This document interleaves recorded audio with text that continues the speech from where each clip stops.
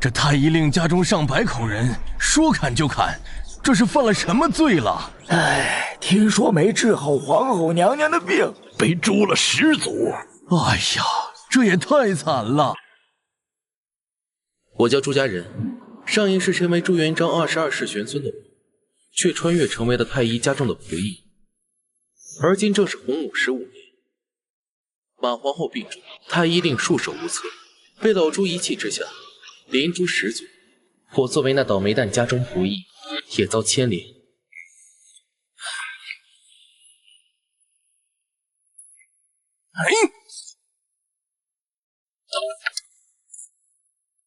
50已到，斩！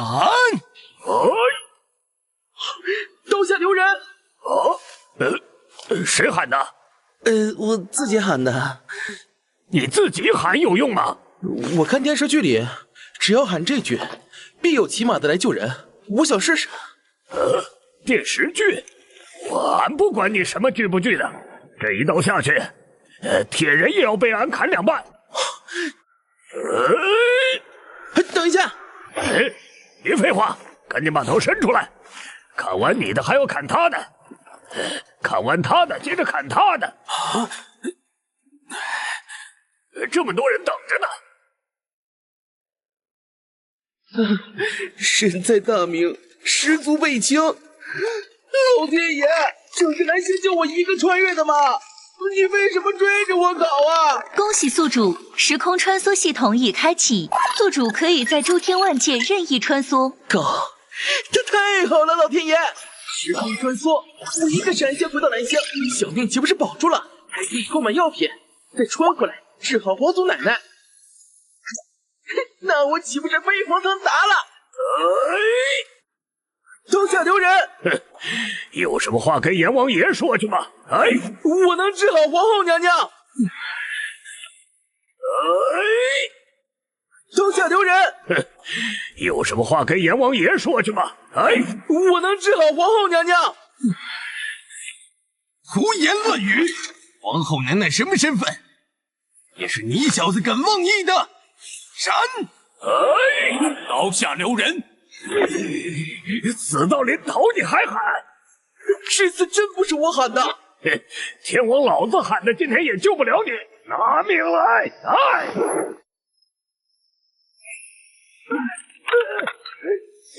谁他妈？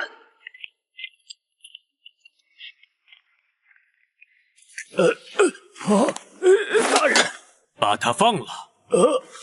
是。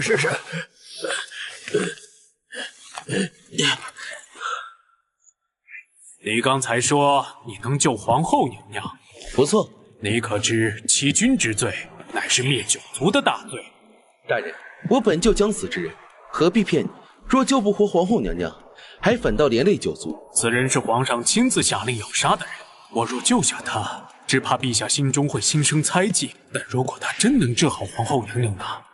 一定我没骗老子，否则等待你的不是问斩，而是凌迟剥皮。妹子，快把药喝了，喝完病就能好了。庸医，你们要是治不好咱的妹子，咱诛你们10族！重八，生老病死乃人之常情，我的身体我自己清楚，你就放过这些太医吧。妹子，别说胡话，要是没有你，咱该怎么活呀？皇上，微臣找到能救皇后娘娘的人了。后辈子孙朱家人，拜见大明太祖爷爷。咱的子孙？完了，本来以为这小子说不定能救活皇后娘娘，这样我也大功一件，没想到居然是个疯子。皇上，此人，你真的是咱的子孙？不错，太祖爷，作为您22世孙，我从600多年的后世穿越而来。啊！600多年的后世，那你说说看，咱的妹子享受多少年？这据史书记载，皇祖奶奶于洪武15年8月23日因病去世，享年51岁，葬于孝陵，谥号孝慈皇后。父皇，现在是5月，也就是说，母后还有3个月寿命。胡说！咱的妹子怎么可能会死？毛香，此等妖人也敢带来皇宫啊！赶紧拉出去诛10族！你去自领20大板。是，我定亲手将你凌迟剥皮。洪武15年，国内发生了什么事？死脑子快想啊！死生命也，刀字何意？且亦何能活人？是服药不孝，得误以切过而罪诛一乎？这是妹子昨晚对咱说的话，你是如何知晓的？太祖爷，我身为朱家后代，对自家的事情当然十分清楚。咱还是信不过你。你说你是后世之人，总该知道彪儿这个皇帝后来做的如何吧？这个怎么编不出来了？既然太祖爷诚心问了，晚辈只能如实相告。不过您可要做好心理准备啊！笑话，咱这一生什么大风大浪没见过？彪儿才能远胜于咱，这个皇帝指定干得不错吧？皇伯祖没有登基。不可能，彪儿是咱钦定的继承人啊，怎么可能没有登基？难道父皇废了我的太子之位？难道父皇废了我的太子之位？洪武24年，太祖爷您觉得南京偏僻，不利于统治，便有迁都的想法，于是派黄伯祖巡视陕西等地。结果黄伯祖返回南京不久，便一病不起，于洪武25年病逝，号义文太子，后被建文帝追封为孝康皇帝。彪儿，你怎么现在一步走了呢？父皇，儿臣还没死呢。对，彪儿，你听着，以后没咱的允许，你一步都不能离开应天府，迁都，欠他奶奶个腿儿！是，儿臣遵旨。那个太祖爷，黄伯祖应该没什么事，以后只要保重身体就好。彪儿他没什么病吧？不清楚。后来出了一些乱子，导致皇宫一案丢失不少。乱子？难道是雄鹰干的？这小王八蛋！对了，彪儿，你前几日不是说雄鹰染上了风寒，现在没事了吧？父皇，雄鹰他……对了，玄孙，若彪儿去世，咱指定会立雄鹰为太子。他干的又如何？那个太祖爷，雄鹰伯祖也没登基。啊？你说什么？难道咱的大孙也出事了？洪武15年5月，皇长孙朱雄鹰避世，追封为虞王，谥号怀，葬于中山。父皇，雄鹰自从前几日便一病不起，儿臣不是故意隐瞒，但母后病重，儿臣恐您。父皇，毛指挥，快传太医。不用。小兄弟，父皇他……没事，太祖爷一时急火攻心，休息一下就好了。咱的命苦啊！幼年丧父母兄弟，中年丧妻丧孙，晚年丧子，老天爷，这是何在有仇啊！玄孙，你刚才说你能救咱妹子，那雄鹰你也能救吗？应该没啥问题，不过什么？玄孙，只要你能救咱妹子和大孙，你有什么要求，咱都能满足你。太祖爷，因为家道中落，晚辈在后世连媳妇儿都快娶不上了。您看，咱的后人混得那么惨吗？彪儿，拿10000两黄金给咱这位玄孙啊！是。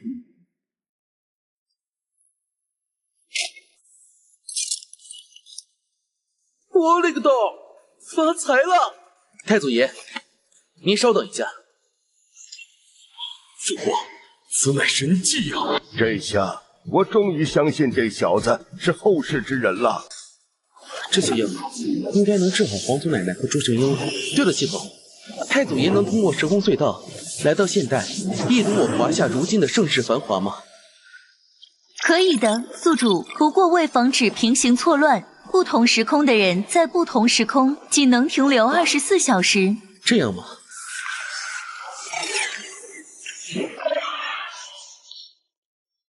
太祖爷，这盒青霉素可以治好皇祖奶奶的病。请陛下三思啊！此药前所未见，药性不明，恐有凶险。皇后娘娘若……给咱住嘴！戴子公，你这庸医治不好咱妹子的病，还在这危言耸听！来人，把这帮人都给咱拖出去斩了！别，虫八，这就是你说的那位后世子孙吗？晚辈朱家人拜见皇祖奶奶。好好，妹子，你相信咱玄孙这药吗？虫八，我信这孩子，把药给我吃吧。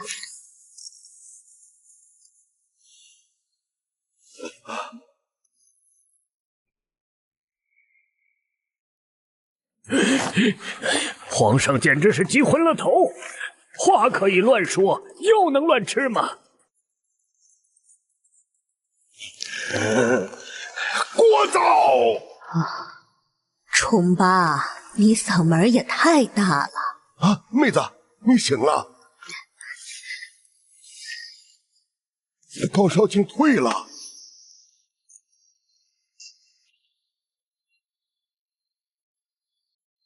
皇后娘娘的病居然好转了，这难道是神仙手段？咱妹子没有性命之忧了。陛下，皇后娘娘现在的脉象平稳，富有生机，身体虽有些虚弱，不过调养些日子便能痊愈了。啊，太好了！玄孙，这名为青霉素的药物真乃神药啊！小有的手段，老夫叹服。戴院长医术冠绝大名，可从没听过他如此称赞过一个人啊！是啊，不错。彪儿，雄鹰的病情如何了？注射了那名为牛痘的药水，好多了。小兄弟，多谢了。黄伯祖，这可不敢当。玄孙，你管彪儿叫伯祖，肯定不是他这脉的。你是咱哪一位儿子的后人？按家谱记载，我是燕王的后代。燕王是老四啊！这小子能出你这位玄孙，回头咱可要好好夸夸他。太祖爷，你若知晓成祖他老人家造反成功，不知道还能不能笑出来。太祖爷，你若知晓成祖他老人家造反成功，不知道还能不能笑出来。玄孙，若彪儿、雄鹰都没继位，那等咱死后，到底是谁坐上了皇位？父皇，夜色渐深，不如等明天再问吧。不行，不弄清楚，咱睡不着觉。你小子快说。是朱允文。朱允文，咱记得这小子，不是你那侧妃吕氏所生吗？他一个庶子，咱如何放心让他继承的皇位？再怎么说，除了雄鹰，咱还有允腾，怎么轮也轮不到允文呢。父皇，自从常氏去世后，吕氏便被您扶正了，允文严格上讲，也算我的嫡子。据后世记载，朱允腾性子木讷痴傻，太祖爷您选择朱允文继位，也情有可原。允腾这孩子咱见过，活泼开朗，哪有一点痴傻模样？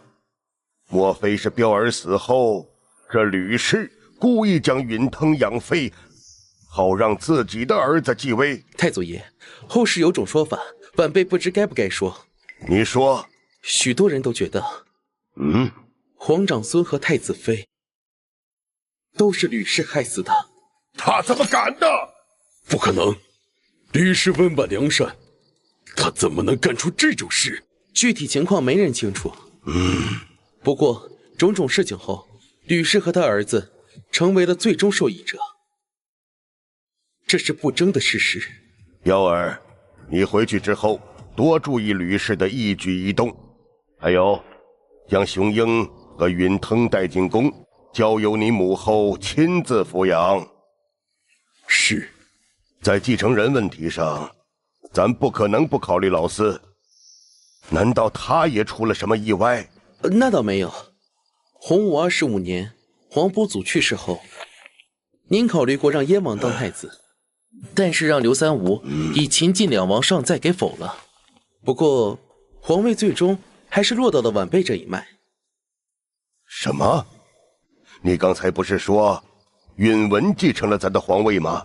怎么又和老四扯上了关系？难道老四的后人有人造反了？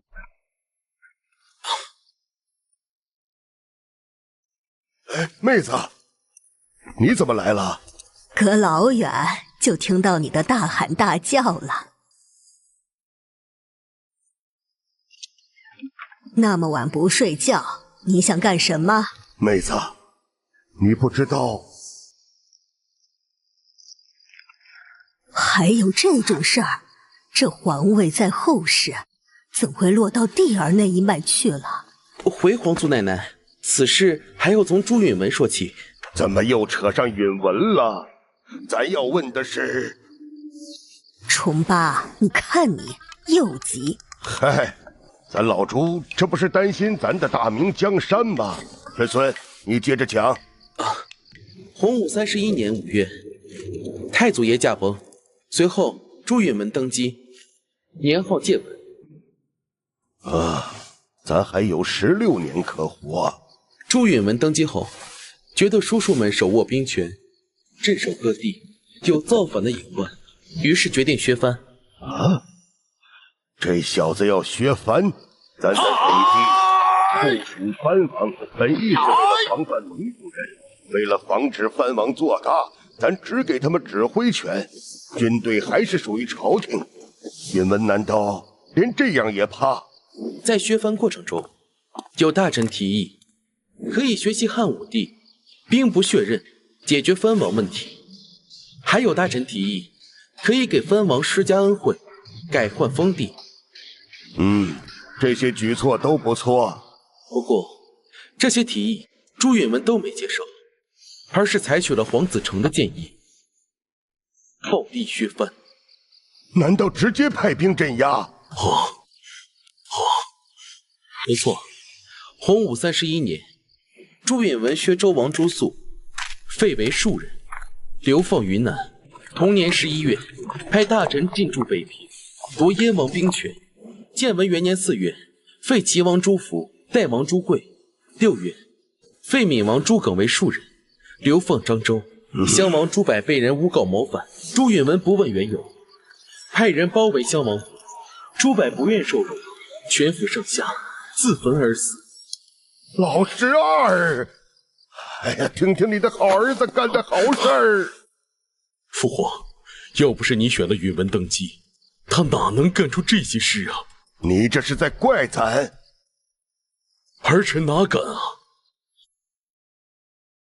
哼，允文也太心狠手辣了。孩子，你接着讲。是。襄王死后，燕王朱棣知道自己不会有好下场，于是，在建文元年7月，以800府兵起兵造反，史称靖难之役。老四反了！太祖爷，要是有人逼你装疯卖傻，住猪圈，吃猪食，你反不反？老四都这样了，不造反，难道让他和老十二一样？此事确实怪不得老四。全国军队都在允文手中，他老四难道还能造反成功不成？燕王他老人家一路势如破竹，于建文4年攻入应天府，朱允文下落不明，随即燕王登基，史称永乐大帝。怎么可能？还真让老四那小子造反成功了！蓝玉、傅有德、冯胜他们干什么吃的？太祖爷，为了保障朱允文顺利登基，您在活着时将这些名将都杀了。这是你朱重八能干出来的事儿。咱晚年真是瞎了眼，竟选择了这个家伙继承了咱的大名。玄孙，咱能不能通过你这个时空通道去见见朱允文那个小王八蛋？没问题，那咱们先去见文朝，本来我还想带您去我生活的时代看看呢。你生活的时代是个什么样？4个字：国富民强。有房屋名为大厦，高耸入云；有马车名为高铁，一日便可行驶3000里。真是令人心生神往啊！咱一定要去看看。不过在此之前，咱要先为儿子们报仇。瑶儿，你和咱一起。太祖爷，别着急。见文朝兵荒马乱，不带些人随身保护怎么行？还是这孩子想得周到。宠爸，要不让徐达跟着一起吧，顺便让他看看他的好女婿。行，瑶儿，你去把徐达找来。是。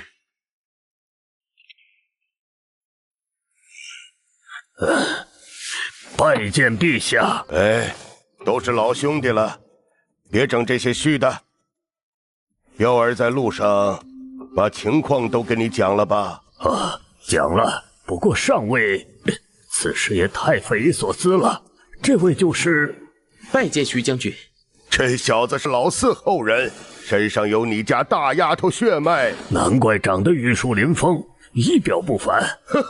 好你个徐达，你这是夸咱呢，还是夸你自己呢？那个徐将军，你喜不喜欢吃烧鹅？烧鹅？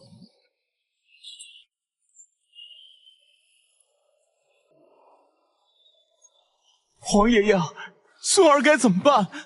陛下，您还是快逃吧！只要逃出南京，掐制秦王，就还有机会。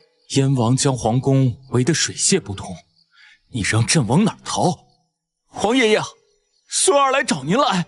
不用你找，咱自己来了。皇爷爷，是您吗？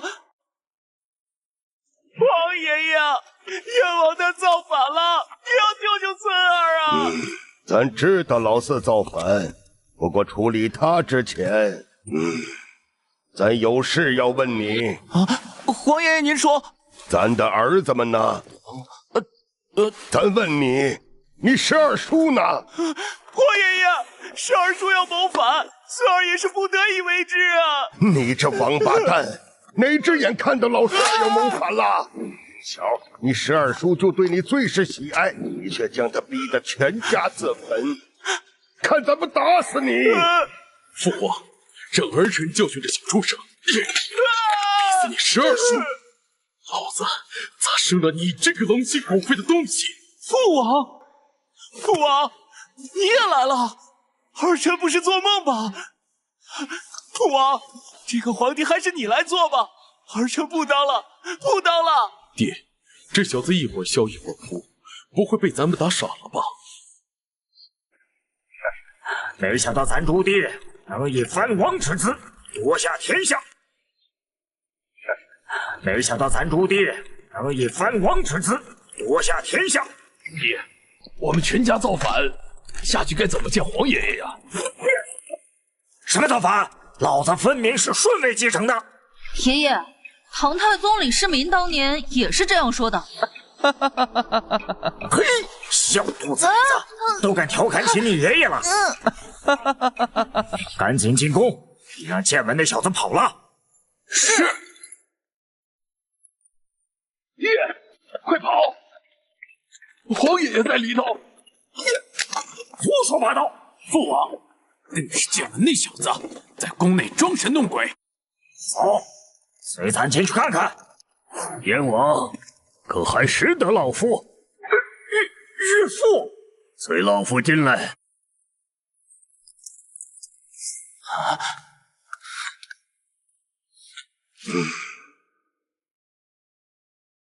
大哥。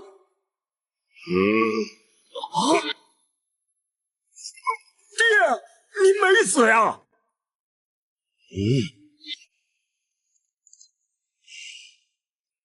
啊，这活的太祖爷爷！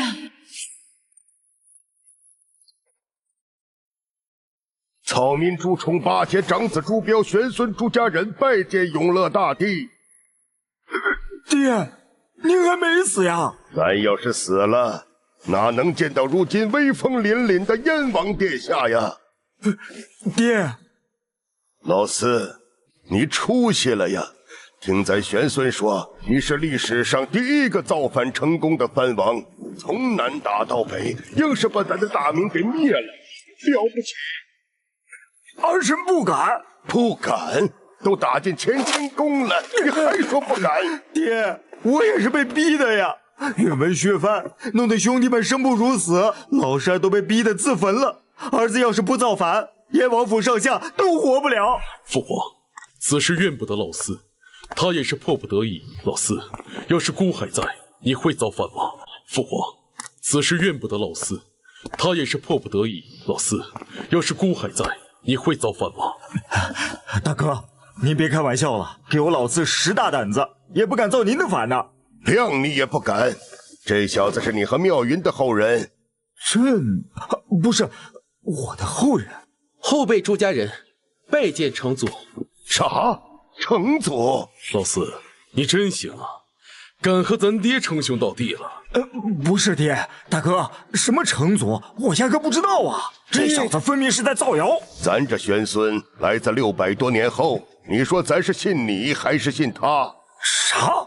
哼，四弟，是这样。原来如此，爹，你准备什么时候回去？怎么，咱在这儿碍着你眼了？不是，那个小子，你管我叫成祖什么意思啊？原本朱高炽给您上的是太宗，不过后面由于一些原因被改成了成祖。是谁？大明第11任皇帝世宗嘉靖。他？行了，别扯那么多，咱赶时间。老四，你说现在怎么办吧？儿子不知道。都打进南京城了，你能不知道怎么办？让你重新做回燕王，你能愿意？啊，这太祖爷，我能说2句吗？说。太祖爷，燕王这个皇帝在大明历史上做的可一点不比您差。你说什么？咱这一生驱除百年异患，勘定南北枭雄，一手建立大明王朝，他老四的功绩还能比得上咱？家人，父皇以一介布衣，开创大明万世基业。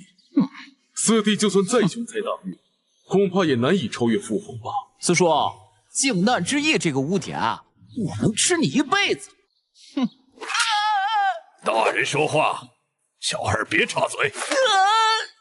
爷，小子，我真有你说的那么好？成祖爷，后世经常有人将历史各朝皇帝排出个10大帝王，但不管怎么排，您和太祖爷都会再临。是吗？咱怎么不信呢？玄孙，老四都干了何事，让后世对他那么推崇？成祖爷的功绩不是1、2句话能讲清的。他一生武征漠北，实现武人最高成就，封狼居胥。他收复越南设为交趾，设立努尔干都司和哈密卫戍为边疆，派郑和七下西洋，编修永乐大典，疏浚大运河等等，任何一件都是彪炳史册的不世之功。武征漠北，永乐大典，玄孙，你把这些事儿一件件细细给咱说来。是。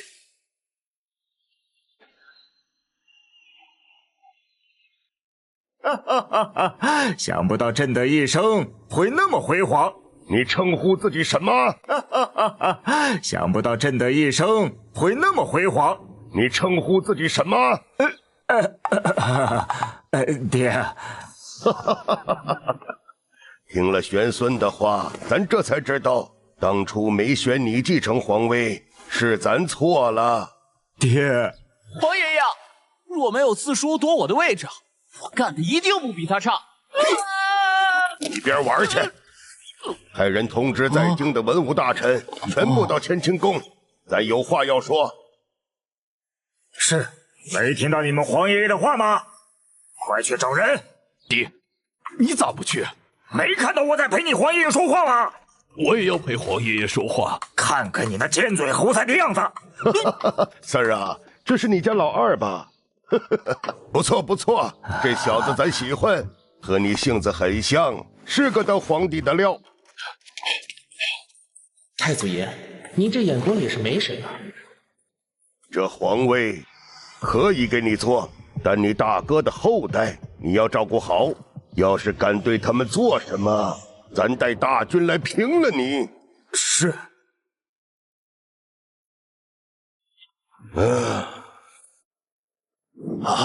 是太祖，太祖爷，居然是太祖！怎么不认识咱了？怎么不认识咱了？太祖皇帝是末将无能，没能替您守好大明江山。哈，是禀文景龙啊！快起来！长话短说，咱今日让你们来，就是告诉众位，朱允文已被咱废为庶人，流放3000里，皇位由咱四子朱棣继承，你们今后要好好辅助他。是啊，陛下不可！朱棣谋权篡位，此等不忠不孝之人，岂能继位？你是？臣翰林院侍讲方孝孺。方孝孺，就是你和黄子成、齐泰鼓动着允文要削藩。陛下，藩王多有不法，似燕王这等有造反之心者，比比皆是。这藩不得不削。比比皆是。咱其他儿子先不论，老12朱柏他真有谋反之心。说，咱的老12到底犯了什么错，竟被你们逼到全家自焚而亡？陛下，老四，传咱旨意，方孝孺等3人祸乱朝纲，诛始祖。是。老四，允文被你送到漠北了。父皇，此事是我做主的。允文不堪大任，险些葬送我大明，让他去边疆戴罪立功吧。也好，削藩可以，但要给你那些兄弟们一生富贵。放心吧，爹。太祖、程祖爷，这宗室制度，我觉得不妥。你小子什么意思？历史上，程祖爷的削藩很成功，他将宁王、辽王这些塞王改换封地，迁往内地，又将众藩王手中护军收归中央，一步步达到削藩的目的。这些手段比朱允文不知高明多少倍。这不是很好吗？后辈子孙一定再也没藩王作乱，这种事情发生了吧？有。是谁？这人，太祖爷年白天刚垮。不会是？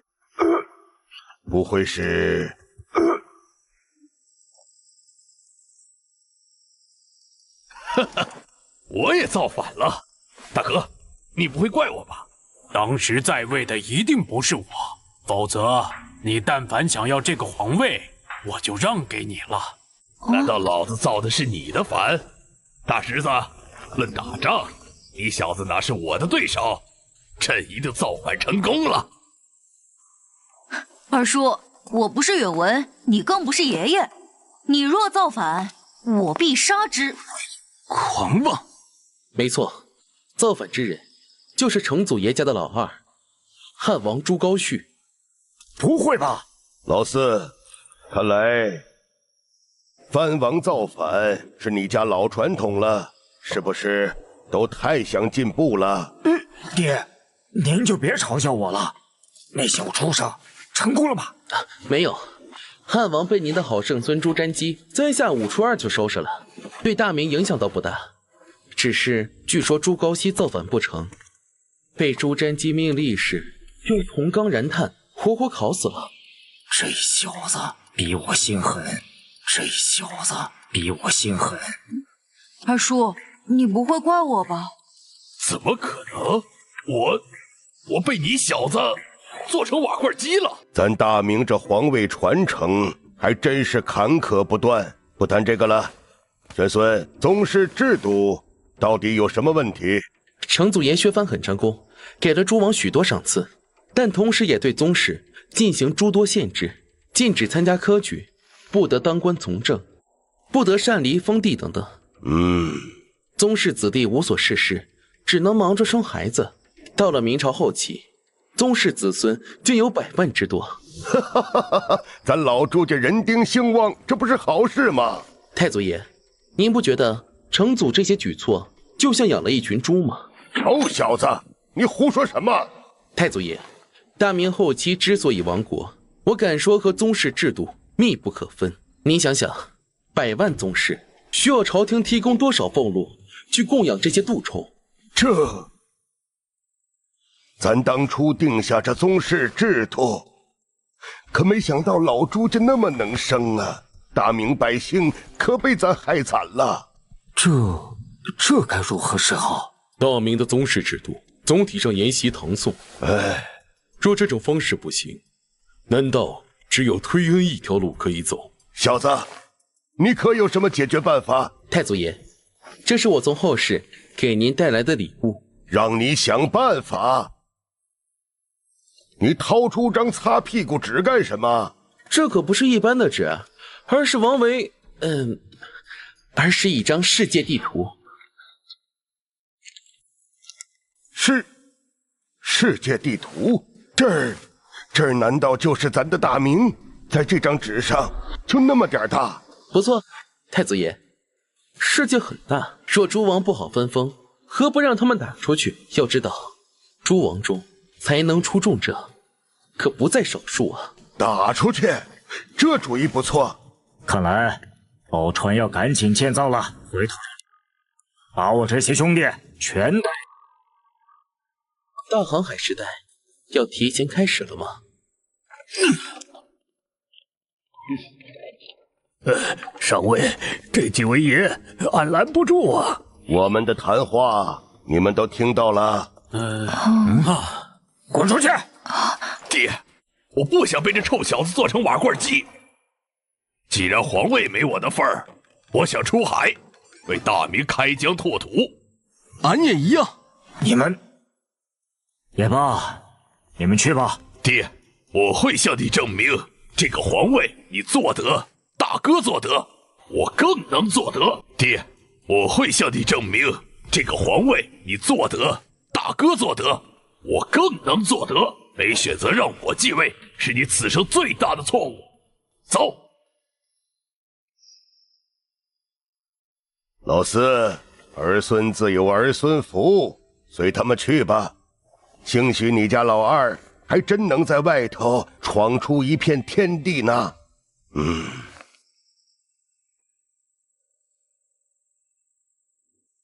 你小子看什么呢？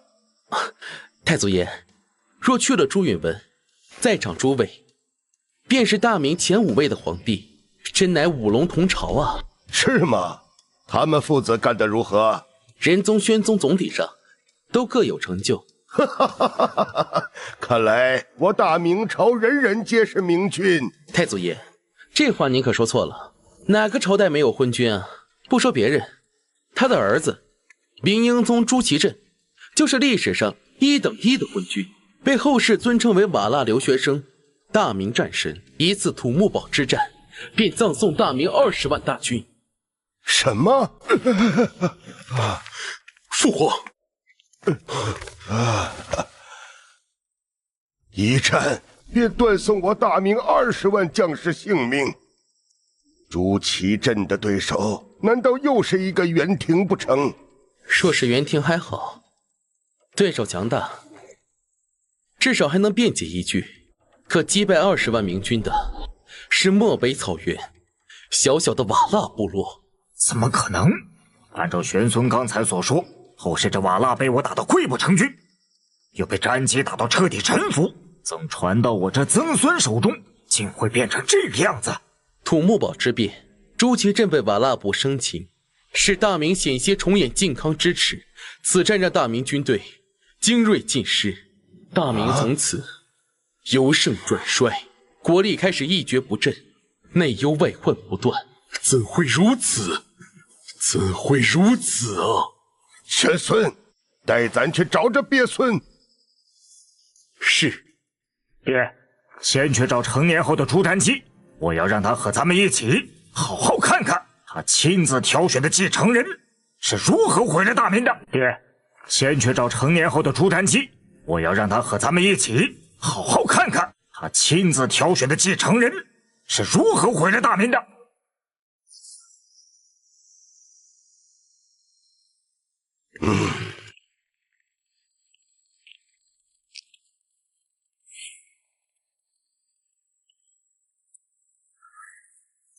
啊，幸好没挨打。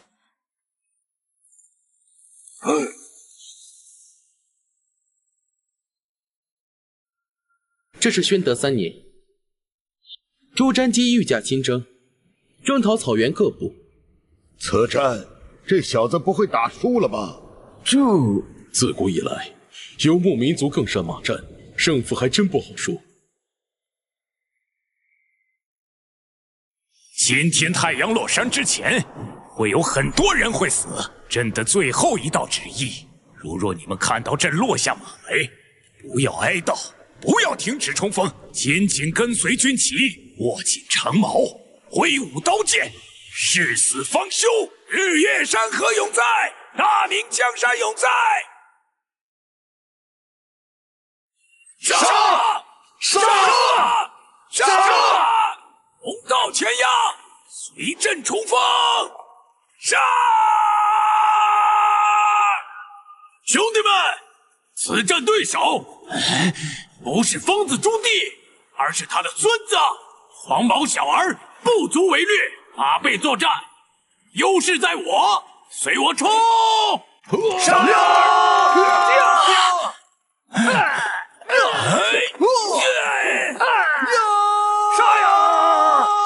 怎么可能？这还是不擅长马战的中原骑兵吗？大王，赛局已定，快逃吧！这还用你说？撤！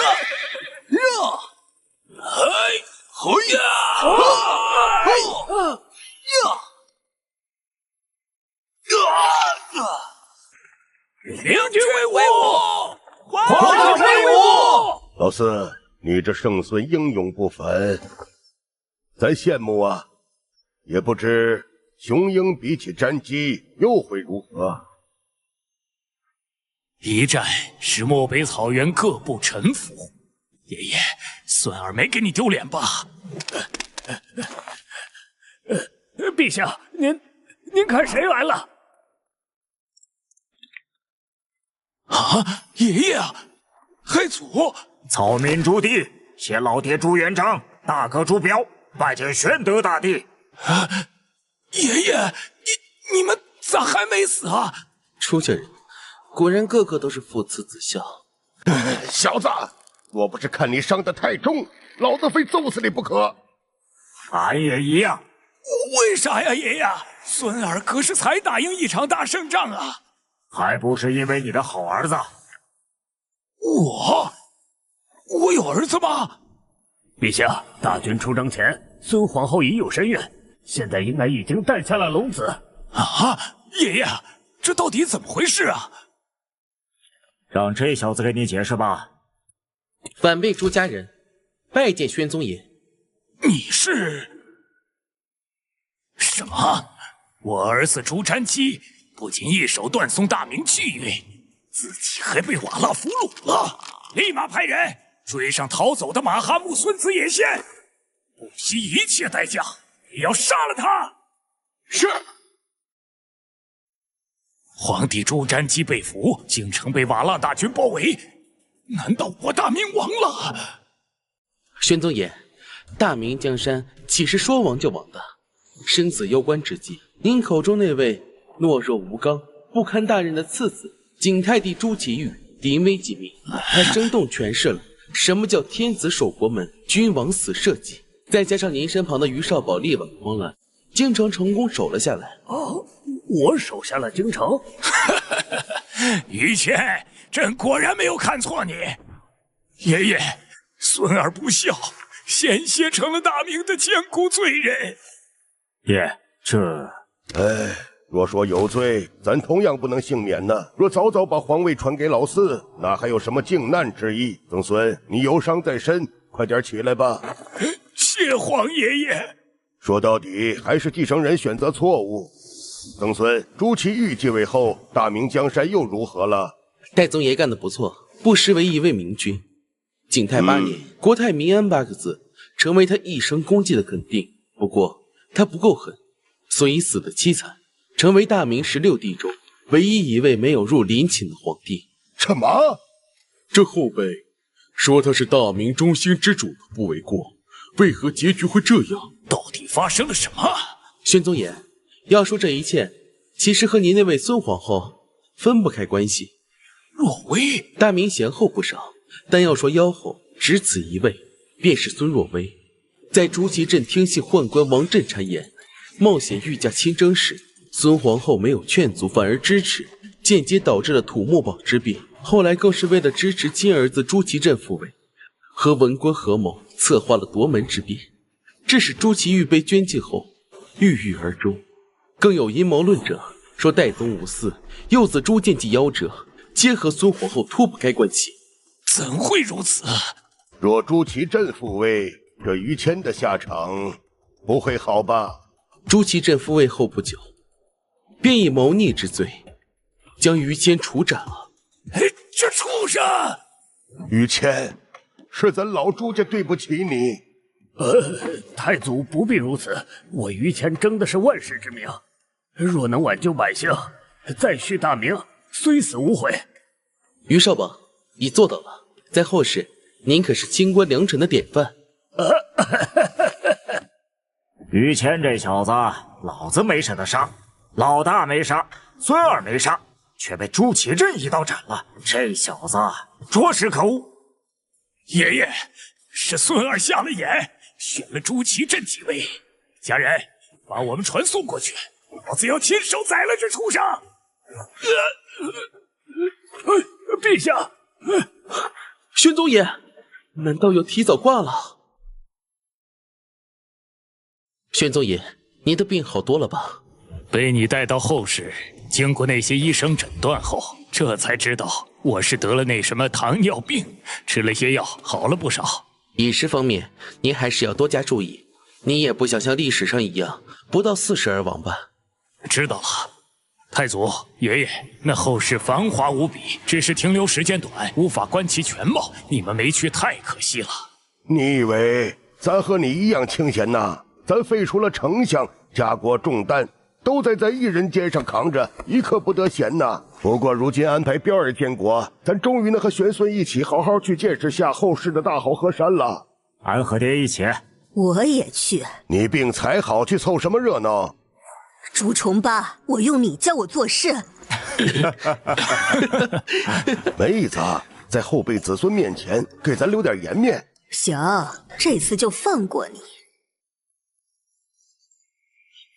太祖爷，前往正统朝的通道已经打开，我们过去吧。于谦，大军班师回朝的任务就交给你了，等朕回来再行封赏。是。你是说皇帝和于谦在奉天殿吵起来了？是的，太后，陛下想要御驾亲征，讨伐瓦剌，于大人硬是不让。这个于谦，太宗先皇都能御驾亲征，我儿为何就不行了？没有功绩，这个皇位又如何坐得稳？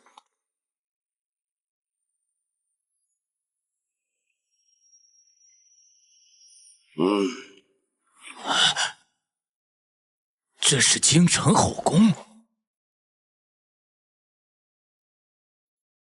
一个小小的瓦剌算什么东西？竟敢伤我大明臣民！此战朕要御驾亲征，让他们见识下什么叫王者之师，雷霆之怒。陛下威武，此战必胜！陛下万万不可！太宗先帝尚不能做到每战必胜，您初登大位，怎可轻易涉险？大胆于谦！你是说朕不如太宗？父皇了？陛下尚有自知之明。这于谦是疯了吗？好啊，于谦，连朕你都敢顶撞了！来人，拖出去！停战50，活活打死！慢着！有太后劝阻，想必陛下会打消御驾亲征的念头。恭喜太后！诸位免礼。母后，你怎么来了？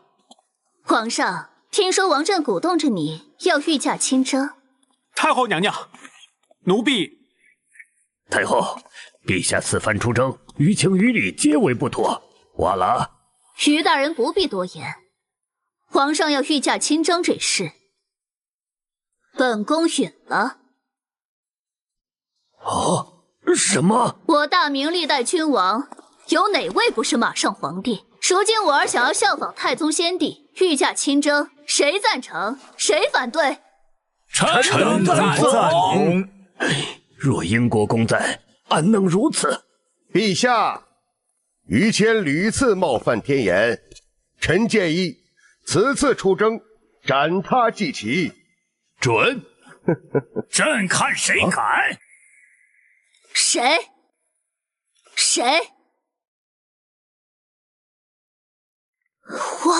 皇上，太祖、宗祖、父皇，你们咋都没死啊？先皇，曾孙，你的儿子媳妇儿你自己管，咱和老四在一旁看着。是。你在做什么？父皇，瓦剌猖狂，儿臣正准备效仿您，御驾亲征。他给你出的主意？陛下，奴婢王震。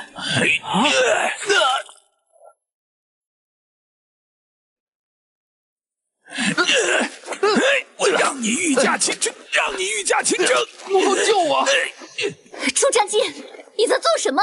有后误国！若不是你的宠溺，纵使朱祁镇御驾亲征，大明20万大军打个区区瓦剌，又怎会在土木堡全军覆没？陛下，你说什么？怎么可能？这便是历史上著名的土木堡之变。此战果真，瓦剌大胜，接着便是京城成这样了吗？我等居然差点成为大明的千古罪人！不可能！我可是大明战神，怎会被瓦剌打得大军覆没，生擒被俘？妖后，本宫在后世竟是这种评价。孙氏，大明开国之初，我便定下规矩，内廷可以归皇后管，但切不可干预外朝事务。这些你都忘了吗？从今日起，废除孙若微的太后之位，改由胡氏继承。至于皇位，曾孙，你那次子朱祁钰不错，传位给他吧。太祖爷，家人也说了，祁钰继位后虽干得不错，但性子还是不够狠。他不狠，咱可老狠了。现在派人把他找来，咱当着他的面，给他好好上一堂课。是。父皇，这孩子……父皇，二弟怯懦，怎可继承皇位？儿臣保证。滚！孩子，来，到咱身边来。快去！是。孩子，拿着。回太祖爷爷，这金条上有刺。哈哈哈哈，知道有刺就好。看你太祖爷爷怎么把这些刺都给你拔了。听咱玄孙说，瓦剌南下，京城被围时，有不少大臣主张南迁，说大明几代人打出的国威，险些毁在你们这群鼠辈手中。你们说，咱该怎么感谢你们？徐有贞，太祖，微臣在。玄孙，你说此人该不该杀？据史料记载，苏有贞素来追求功名利禄，为了能升迁，他巴结太监王振，任其为父，甚至连胡子都剃了，简直无耻到极点。他是主张南迁的罪魁祸首，夺门之变也有参与，于谦的死也与他脱不开关系。混账东西！要是在洪武朝，你这种人活不过3个月。太祖，臣冤枉啊！来人，此贼罪大恶极，凌迟而死，诛9族。玄孙，参与夺门之变、杀害于谦的还有谁？太监曹吉祥、王瑾、武将石亨、御史杨善、太常卿许弼。太祖爷，我在大学虽兼修明史，但也只记得这些人。玄孙念叨的这些人，全部五马分尸，诛9族。是，祁钰，莫怕，太祖爷爷将这些刺都给你拔了，往后你治理天下就顺手多了。哼，曾孙，朱祁镇那个孽障，你不宰了，留着他干啥？太祖爷，是我劝宣宗爷放朱祁镇一马，这家伙别的本事没有，外交能力倒不错，回头大明开几大航海，他说不定能派上用场。行，那就先饶了他。有了历史教训，想必祁煜也不会让夺门之变再次重演了。太祖爷，我担心的是老二的继承人问题。他那孩子朱见济我见了，体弱多病，这倒是个问题。玄孙，你回头去看看。大孙，你也不必太过担心，祁煜还年轻，让他多造几个，还不能从中选出个才能出众的继承皇位啊？晚辈觉得，景泰帝之后，这皇位还是要还给朱祁镇一脉。玄孙，你什么意思？太祖爷，朱祁镇一生为二功绩，一是废除了您颁布的殉葬制度，二是挑选了一个优秀的继承人，他的儿子朱见深，被誉为大明真正的中兴之主，历史地位仅次于您和成祖。啥？仅次于咱和老四？我这孙子能有那么强？这小子在大明历代皇帝中能排进前3，必有过人之处。倒是很好奇，他到底都干了什么事儿？重八，你恢复殉葬，我本来就不同意，被后辈子孙废除了，正好。后世评价中对太祖爷这一举措多有诟病。子弱母强，必乱天下。恢复殉葬，咱是想效仿汉武帝，如今想来确实欠考虑了。玄孙，还是说说这朱见深吧。宪宗爷是大明后辈子孙中最像太祖和成祖的铁血皇帝，他在位期间重用贤臣，惩治贪腐，整顿吏治，恢复朱祁钰帝号，为于谦平反，一生东征西讨，2次成化离平，杀得建州女真差点亡族灭种。他打击文官集团，开创武举。这朱见深文治武功倒颇有咱的风范，多几个这样的子孙，咱的大明江山何愁不能千秋万代？这样说来，等祁煜去世，这皇位还真该还给他朱见深。犬父虎子。玄孙，如此有才能的皇帝，在后世的评价一定很高吧？皇奶奶，恰恰相反，宪宗爷是大明被黑得最惨的一位皇帝，甚至在明史中一度被写为荒淫无度的昏君。什么？难道是咱这子孙得罪了修筑明史的史官？家人，这到底是怎么回事？要怪，只能怪宪宗爷成化离庭，杀的还是不够狠，导致了后世建州女真崛起，覆灭了大明江山。你是说，咱的大明竟灭亡了关外那些胡蛮野人手中？大明国祚经历16帝，享年276年，此后金朝建立。大明只存在200多年吗？咱早想到大明迟早会亡，可千算万算，没想到中原大地竟会再次沦入异族手中。后世子孙居然如此不争气！皇爷爷，我立马回去，带领大军去灭了女真。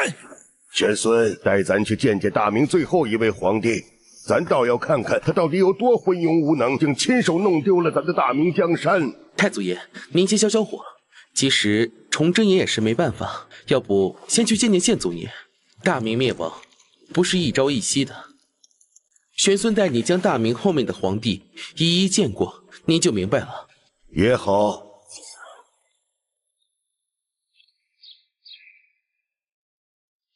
朕要立万贞儿为后，为何不许？陛下，万贞儿仅仅是个宫女，而且比您大16岁，立她做了皇后，朝野上下、万民百姓必对您议论纷纷。您初登大位，定不能如此行事啊！朕不管。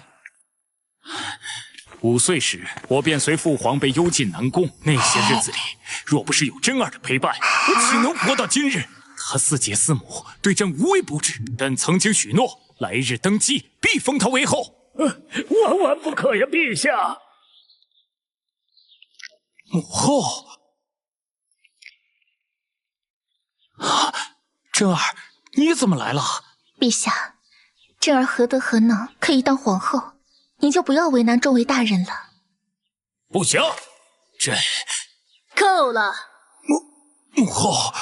陛下，先皇在世时就已经为你选定了吴氏做皇后，不要再胡闹了。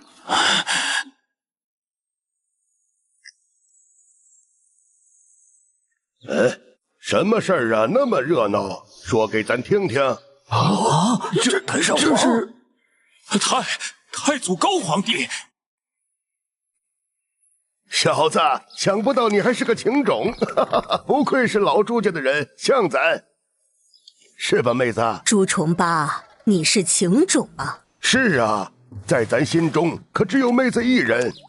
那倩儿呢？那个啥，健身呐，咱都听玄孙说了，真儿这个姑娘不错，皇后之位又让她做。啊，真的？太祖爷。这似乎不合祖训吧？是啊，什么祖训？那都是咱定下的，咱要干什么还要受他制约。前世，本宫也同意让万真儿当这个皇后，你去准备吧。是，皇祖娘娘。多谢太祖爷成全。要谢你谢咱这个玄孙吧，要不是他，咱不光不帮你，还要狠狠揍你一顿。太宗爷我认识，这位。又是我哪位老祖宗？这位又是我哪位老祖宗？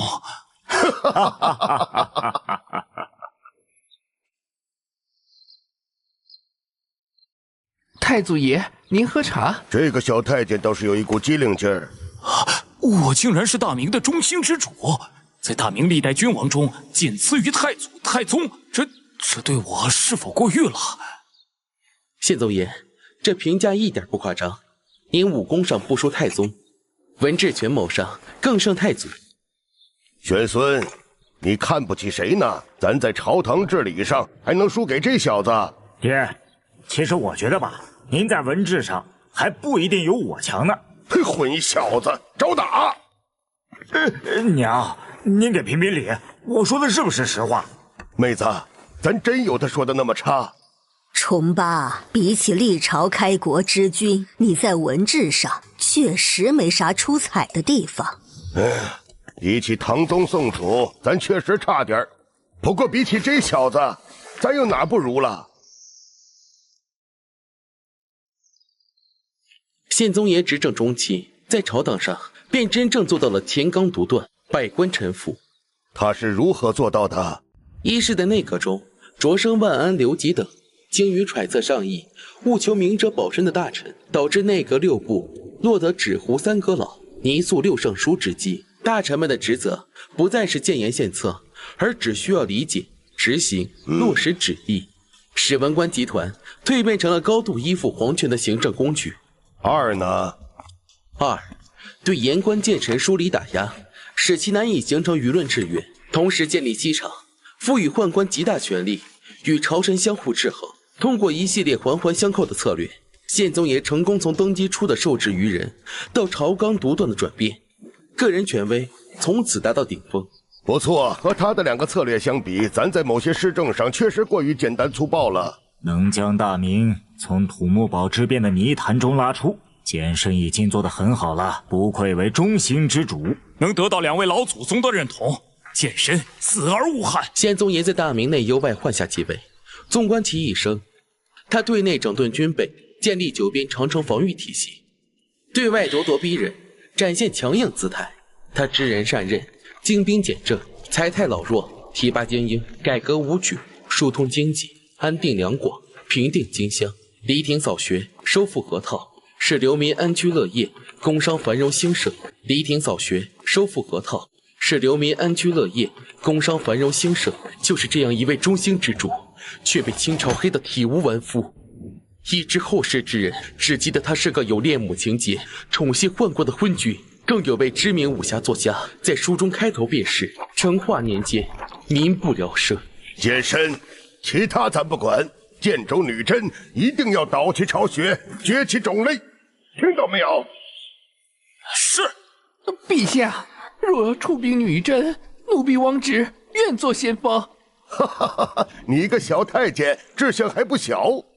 你就是真儿最近收养的遗孤吧？我不求你冲锋陷阵，能伺候好真儿就行。陛下，宪宗爷，可别小瞧王直，这小子未来可是您的霍去病。你说什么？玄孙，霍去病何等人物，一个太监怎能相比？家人，你没搞错吧？朱先生，程祖爷，历史上王直可是能与郑和比肩的人物。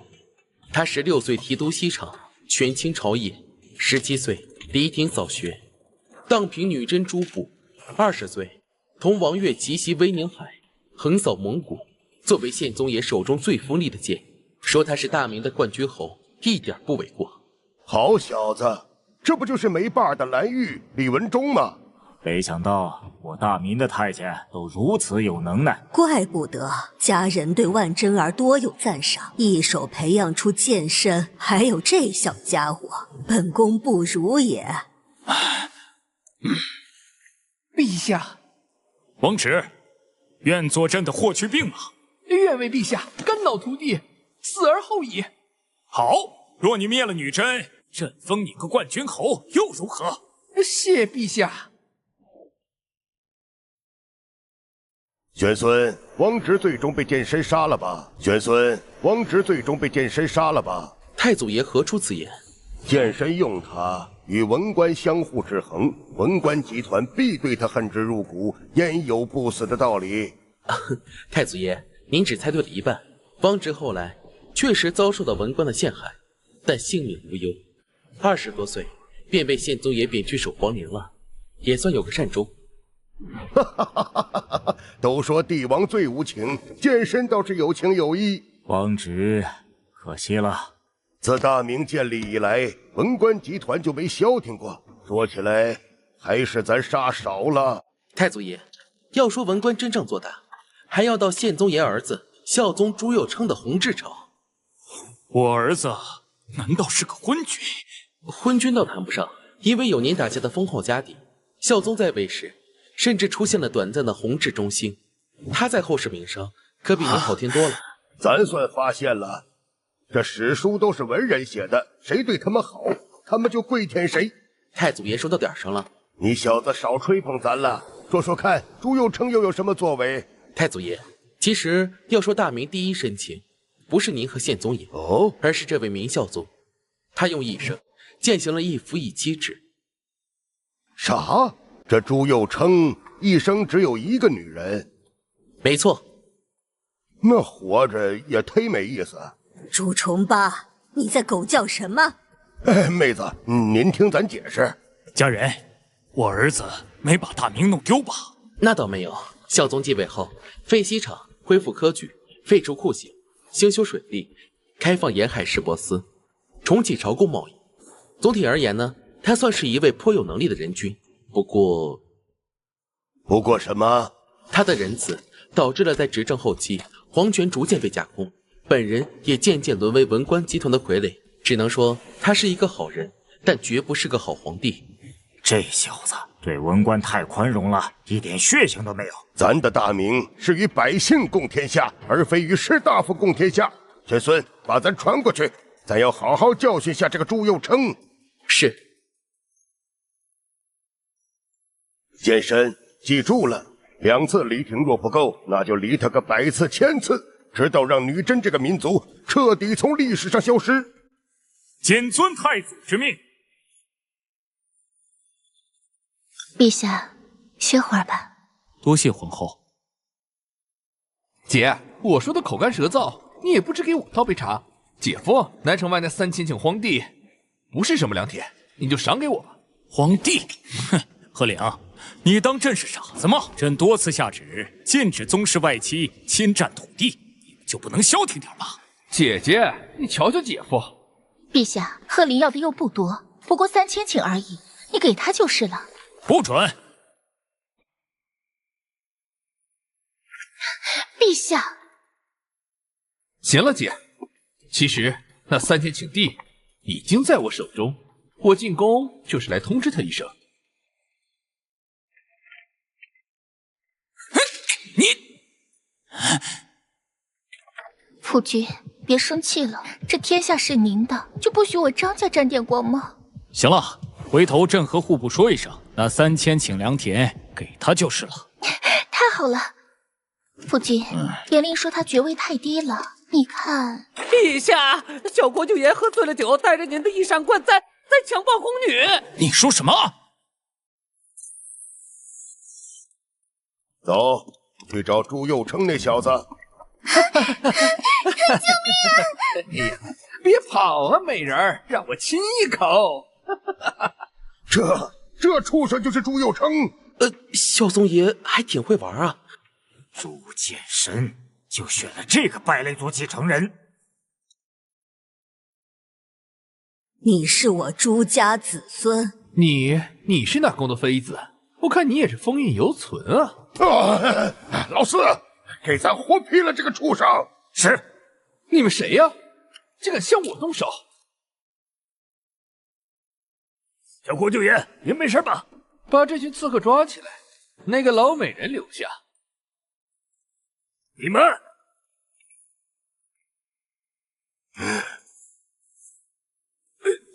太祖，你还认识咱呢？不是，老子让你抓人，你怎么跪下了？你们上！住手！太祖爷，姐夫，你来的正好，反正有我姐在，宫内的嫔妃你也不能碰，不如把这个给我享用吧。朱佑成，你打我爹做什么？严令，你没事吧？姐，你可要为我做主啊！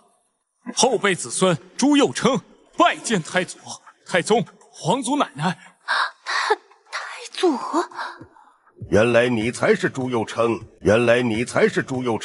你告诉咱，这小子一个外戚是怎么敢肆无忌惮在宫内强暴宫女的？还有这顶皇帝戴的衣裳冠又怎么在他头上？太祖爷，我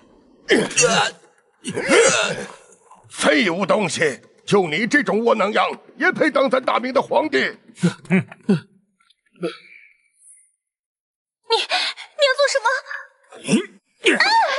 小子，侮辱咱娘，老子杀你800回，不难解心头之恨。姐夫，严令！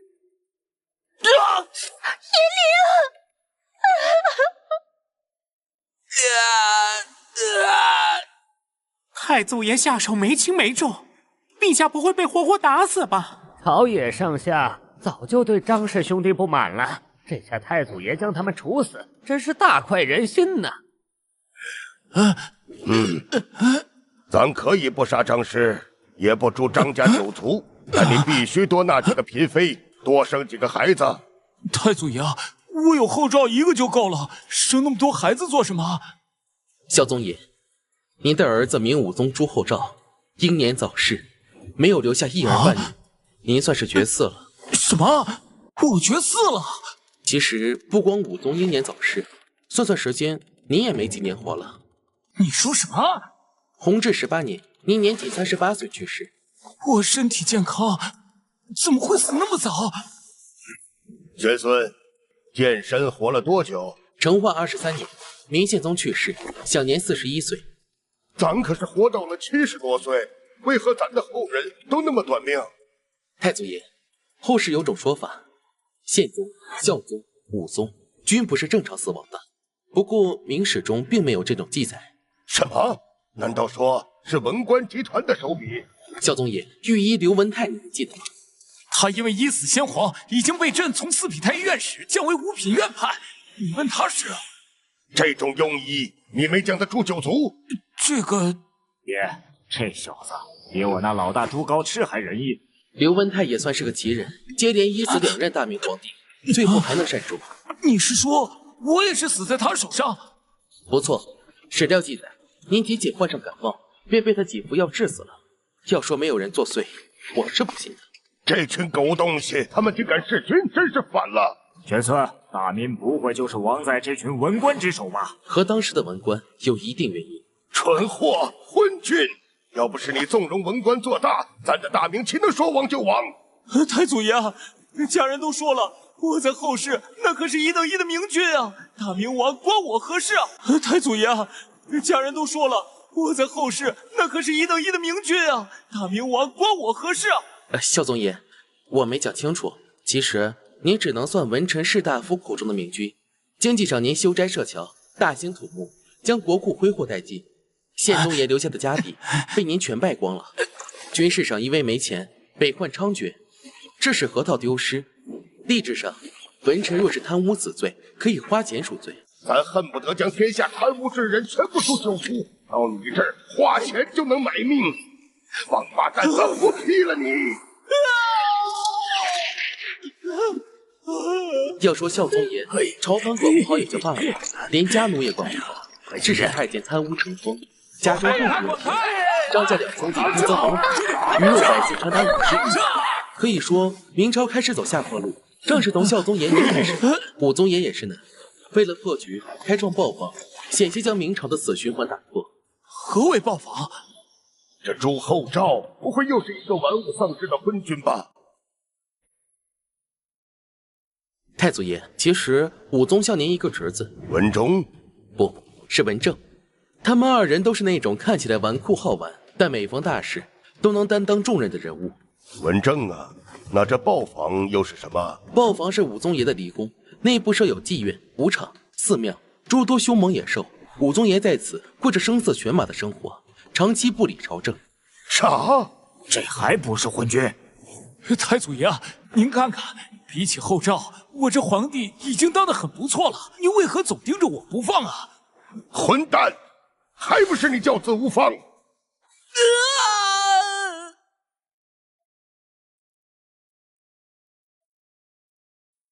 妹子，你不是去教训张氏了吗？怎么回来了？张氏求着我，让你饶朱佑堂一命。哼，这些后辈没一个让咱省心的。什么豹坊，分明就是商纣王的酒池玉林；什么豹坊，分明就是商纣王的酒池玉林。太祖爷，其实武宗爷创建豹坊的目的可不是为了享乐的，而是要摆脱文官集团的掌控。什么意思啊？武宗继位时，大明已经被孝宗败得一干二净，其权力落入文官和宦官手中，皇帝彻底被架空。为了打破这种局面，武宗爷创立豹坊，使其成为处理国家大小政事的场所。如此一来，内阁形同虚设。此举看似荒唐，却成功夺回了权力。这小子倒是聪明。武宗爷的军事才能同样不弱。正德12年，蒙古鞑靼大举入侵，为了解决边患，武宗爷自封威武大将军，改名朱寿，亲率大军打败达延汗率领的鞑靼部，史称应州大捷。此战双方投入兵力近10万，明军杀敌无数。可在清朝史官的刻意淡化下，明军仅击杀数十人，自己却伤亡50余人。这帮女真蛮夷，咱恨不得将他们全部剥皮食草！这帮女真蛮夷，咱恨不得将他们全部剥皮食草！此战真没有猫腻。这场战斗，鞑靼部伤亡确实不得而知。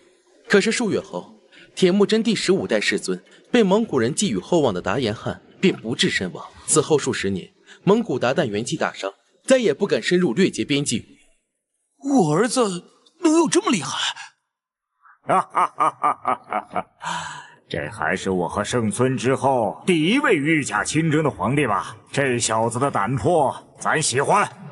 太祖爷，你们敢相信，就是这样一位力能搏虎的皇帝，最后竟是落水而死吗？啊！怎么可能？正德16年，31岁的武宗爷意外落水，最终咳血而死。他的各种改革尝试就此戛然而止。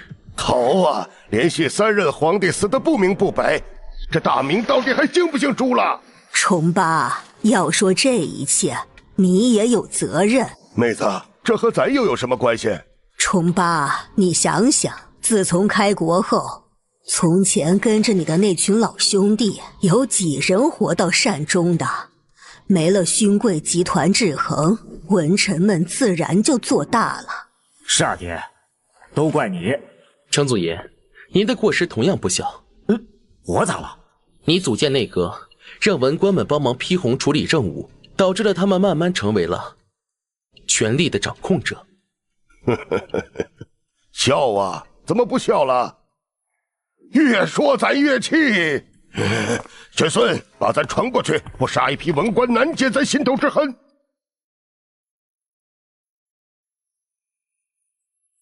老祖宗，终于要走了。等会儿。老祖宗，还有事啊！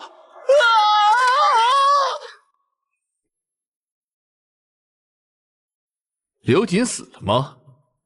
回陛下，刘瑾已经被千刀万剐了。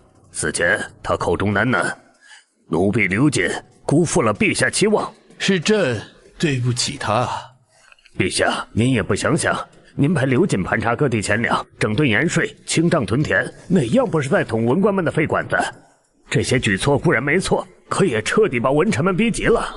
看来只能从军事上入手了。这次改革失败不要紧，朕还年轻，有的是时间和这群文官们玩。陛下，小心重蹈两位先皇的覆辙呀！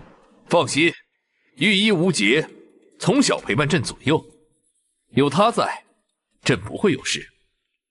走，去看看葡萄牙使臣送来的火铳，佛朗机炮防治的如何了？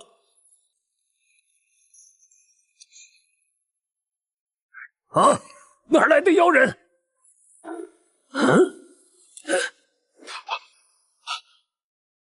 后辈子孙朱厚照，拜见太祖爷、太宗爷。你小子如此雄壮，最后就是落水而死，咱真是想不到。太祖爷，你说什么？也就是说，我连个子嗣都没有，就被他们弄死了？武宗爷，您是落水而死？不可能！山长啊，你也是文人，这群狗东西你最了解。你说吧，正德朝的情况如何解决？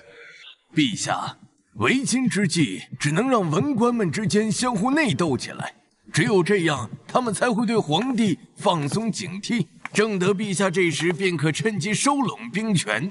如此一来，朝堂之上岂不是党争不断？陛下，只要兵权在手，当他们将朝堂搞得乌烟瘴气时，您这时便可调兵进京，一举镇压所有人，诛杀党首，从而使天下震动。这样，皇权便重新树立了，任何改革也能顺利进行。主意不错，不过有咱在，不用那么麻烦。去打。上尉，你回去让蓝玉把咱的3大营调来。咱要杀人！让蓝玉把咱的3大营调来，咱要杀人！是。陛下，不知匆忙召集我等，所谓何事？朕近日时常梦到太祖、太宗皇帝，不想他们真的出现了。荒谬！陛下作为万民之表，岂可开如此玩笑？来人！把陛下从龙椅上拽下来！杨廷和，你我之间到底谁是君，谁是臣？当然陛下是君了。臣只是希望陛下少做些荒唐事，将精力放在国家社稷上。国家社稷不都是由你们大臣决定吗？何时需要？陛下，何出此言呐？刘瑾怎么死的？别以为朕不知道。这天下只能你贪污，他贪就不行了。陛下，臣等……好了好了，你们还是向太祖去解释吧。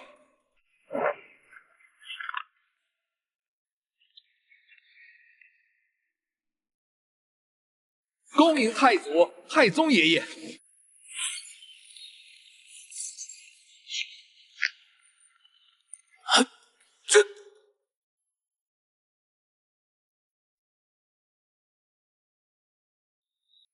陛下，让你手下的军队先把皇宫团团围住。是。太祖爷居然真的降临了！见到老祖宗，为何不跪？是真的，快跪啊！臣等拜见太宗陛下。都起来，让咱好好看看大明的后世官员。你们当中可有人贪污受贿呀？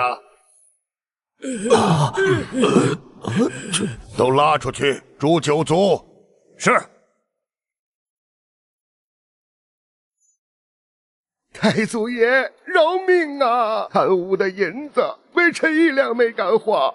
我们家祖祖辈辈都是农户，穷怕了。太祖爷，太祖爷，饶命啊！贪污的银子，微臣一两没敢花。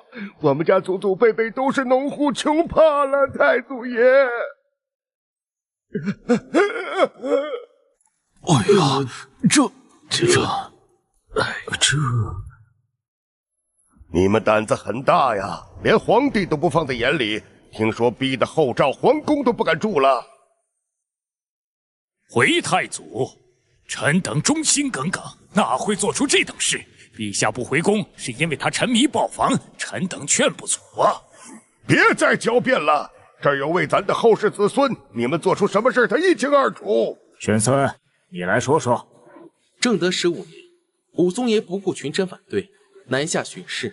却在途中2次诡异落水，回宫后不久病逝。陛下执意巡视，导致出事，怎可将罪加于臣等身上？武宗爷骑马回京时，身体只是小恙，结果3天后便吐血晕倒。在他昏迷期间，是你杨廷和下令封闭京城，调走江兵等直属军队。半年后，武宗爷身体越来越差，他仿佛预感到了什么，请求更换御医，却被你一口回绝。没过多久，武宗爷便不治身亡。啊！哎呀，就有此事？真的假的？这像是杨大人能干出的事。对，陛下，这肯定是假的。臣作为您的老师，大明3朝元老，怎会做出这等事呢？你这老小子还敢狡辩，真是找死！大胆！区区秋娃竟敢对大学士动手！大学士，死在老子手中的大学士可不在少数。你是何人？老子永昌侯蓝玉，西楚3族剥皮食草的蓝玉。陛下，您什么时候将臣剥皮食草？这个，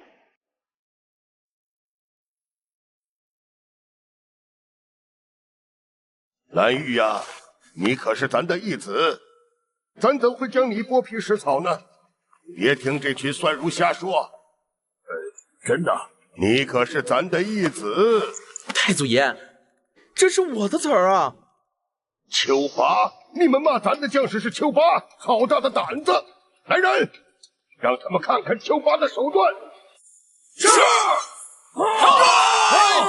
太祖爷，天黑无乱犯上，和臣等没关系啊！元孙，继续讲。是，武宗爷驾崩在即，原本按照太祖祖训，继位者应为崇芒一脉的朱厚耀。可你们为了更好的控制朝纲，想选出个傀儡，于是才14、15岁的兴王世子朱厚熜被你们立为皇帝，真是厚颜无耻！杨廷和难道是想做祸国？咱的祖训你们都敢违背，真是厉害呀！将杨廷和拖下去，移3族。后赵，把杨廷和一党的人全抓起来！后赵，把杨廷和一党的人全抓起来！是。太祖爷，老臣想辞官。玄孙，这老小子如何？李东阳历史评价颇高，是大明第1位被赐予文正谥号的大臣。文正，果真吗？李东阳还辞官吗？不辞了，不辞了。那好，你去辅助李善长，将朝堂尽快稳定下来。是。一个谥号，把这老货高兴成这样。太祖爷，要知道文正，那可是对文官的最高赞誉。纵观历朝，有此殊荣者也是寥寥无几了。徐达，你带着人将京城军队整顿一番。是。后赵，听说你的豹房中还有西洋女人？是的，太祖爷。不过小子花重金把他们买来，可不是为了玩乐，而是为了学习外语。哈哈哈，外语得学呀，咱也想学外语。走，带咱去豹房看看。上尉，俺也想学外语。切，你学得明白吗你？玄孙呐，你说说看，正德朝的问题要从哪儿入手？太祖，这个问题你应该问武宗爷才对。后赵这小子只会学外语，治国他懂个锤子。太祖爷，这外语你也没少学啊！臭小子，胡说什么呢？上尉，你也不想学外语这事儿，被皇后娘娘知道吗？你想干什么？俺也想学外语。去，回头出兵北原，咱拜你为大将军。遵命。元妃说的应该也是外语吧？将军，这个外语可不行学啊。玄孙，作为后世之人，你见识多，还是你说说吧。太祖爷，要说正德朝的问题，其一是军队。自从孝宗皇帝开始，边军便败坏严重。其二是江南士绅，这帮人有钱有权，还把持海贸，对外走私。后来武宗爷见宁王造反，民意南下，便是为了收江南钱税。上尉，江南那帮酸儒，让我去解决。您给我5000兵马，去把他们全砍了。您给我5000兵马，去把他们全砍了。蓝玉啊，你是真虎！江南那帮人有那么好对付吗？燕王，别看你后来做了皇帝，可论打仗，不是本将的对手。你，太祖，其实嘉靖皇帝也对江南士绅有过想法，不仅没成功，还碰了一鼻子灰。兴王世子吗？他是怎么做的？嘉靖前期清理屯田，削外戚世袭，收回士券，随后更换南京守备太监，黄埔整顿南京，做得没问题。后来呢？后来他派出去的人全都死得不明不白。接着倭寇上来，烧杀抢掠，南方一片混乱，士绅们闭门自立，竟让数十名倭寇长驱直入，一路杀到南京城下。莫非这其中有南方那些人的参与？莫非这其中有南方那些人的参与？不好说。实际上，上岸贼人中真正的倭寇不到40%，其余都是大名人，不少是走私海上的船员。由此看来，海商和倭寇脱不开干系，而海商正是江南士绅。这帮该死的家伙，把咱老朱家当成了什么？他们可不管天下姓什么，谁侵犯他们的利益，他们便置谁于死地。看来是时候血洗一波了。蓝玉在。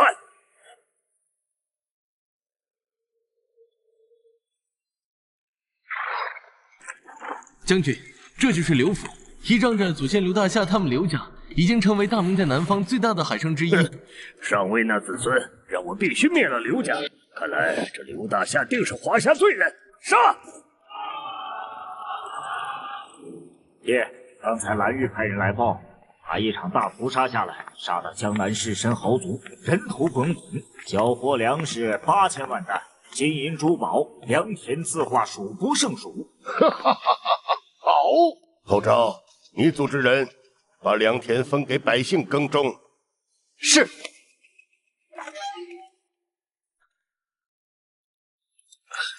上尉，门外有一位自称王阳明的儒生求见。不见。太祖爷，还是见一下吧。此人在历史上和孔子一样，可是被称为圣人的人物。圣人？不错，他在龙场悟道，一夜成圣，所倡导的理念名为心学。参见大明太祖皇帝。先生今日来，所谓何事？在下想替江南数十万士绅讨个公道。王先生，刚才咱的玄孙将你创立的心学给咱讲了一遍，可咱是个大老粗，只记得其中有个词儿，名为知行合一。想听听咱是怎么理解的吗？陛下请讲。当咱知道大明的钱粮已经快被江南士绅掏空时，大明的百姓都在饿肚子时，咱能做的便是脊髓本心，立即将士绅们都屠了，以此稳定大明的正常运转。你说，咱这算不算是知行合一呢？阳明先生，你可知道你现在所维护的江南士绅，后世会产生多大的恶劣影响？愿闻其详。在后世，以江南官僚、地主、商人为核心的东林党，不成想大明会被关外女真人所推翻，而我所创立的心学竟被有心人利用，成了亡国之选。后赵啊，该收拾的都给你收拾了，接下来就靠你了。哈哈，太子放心。玄孙啊，咱们赶紧去嘉靖朝吧，老子早想找诸侯村那小子算账了。玄孙，给咱介绍介绍这个嘉靖帝。世宗爷在位期间，政治上抑制宦官，整顿吏治，限制外戚，改革科举，扩建京城；军事上巩固海防，东南抗倭。可以说，大明在他手中再次迎来了中兴。哈哈哈哈！咱大明的中兴之主还挺多。世宗爷其他不论，要说帝王心术，纵观整个华夏历史，所有皇帝恐怕无人能出其右。哦，太祖爷，你敢信吗？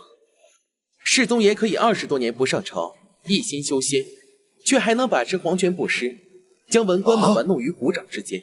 什么玩意儿？20多年不上朝？这家伙吃了20多年仙丹，没把自己吃死。世宗爷修仙不上朝，可能只是想搏命吧。要知道，在他前头的几位皇帝可都是死得不明不白。这家伙倒是不傻。就算如此防备，世宗爷8个儿子，最终也只有誉王一人活了下来。一次夜里，他自己也差点被宫女勒死。这群文臣当真该杀。后世对这小子的评价如何？得益于一部电视剧的传播，嘉靖皇帝在后世还挺出名的。何为电视剧？太祖爷去到后世就清楚了。见完最后这几个不孝子孙，咱一定合力去后世看看。走，进嘉靖朝。是。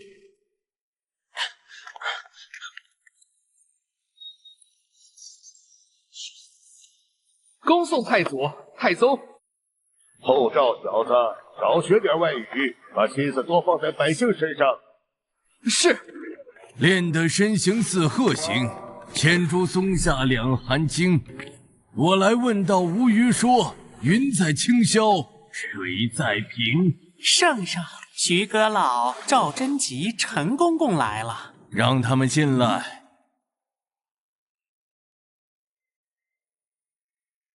圣上，奴婢检举赵贞吉与海瑞结党营私，徐阁老是他的恩师，也有参与啊。赵贞吉，你被陈洪问住了。皇上，臣是嘉靖21年进士，是天子门生。要说恩师，陛下就是臣的恩师啊！嘉靖24年，臣从翰林院出任检点，后升侍读，升巡抚，升户部尚书，一直到2个月前升任台阁，每一步都是皇上的把着。要说靠山，陛下就是臣的靠山；要说同党，臣也只能是陛下的臣党；要说靠山，陛下就是臣的靠山。要说同党，臣也只能是陛下的臣党。陛下适才所言，非君论臣之道，臣恳请陛下收回。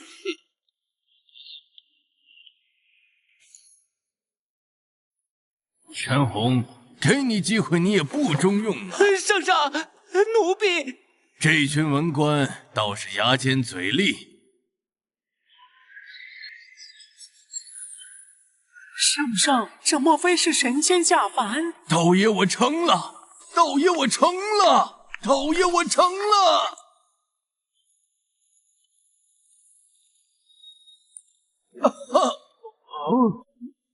太祖爷，还有小子，就是你把咱从太宗改成成祖的。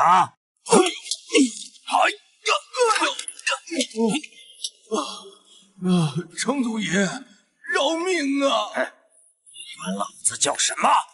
父皇，这小子还真不长记性。朕想起来了，朕都想起来了，您是太宗爷，是朕的老祖宗。混账东西！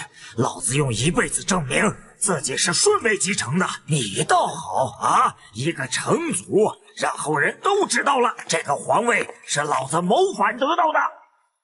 太宗，成祖这个庙号难道不好听吗？好听你妹！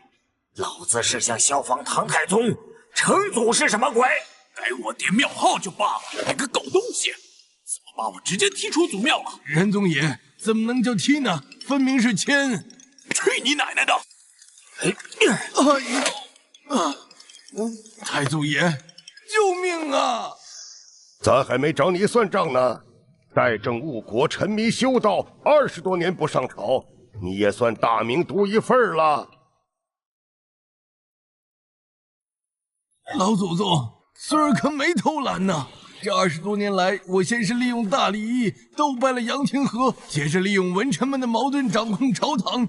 我一边和老狐狸们明争暗斗，背地里还要防止死于非命。老祖宗，做人难，做大明的皇帝更难呐！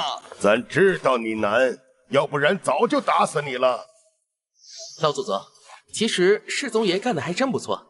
他去世时，正好是大明建立200年，那时南倭北服基本被灭，朝堂之上人才济济，经济文化空前繁荣，社会管制相对自由。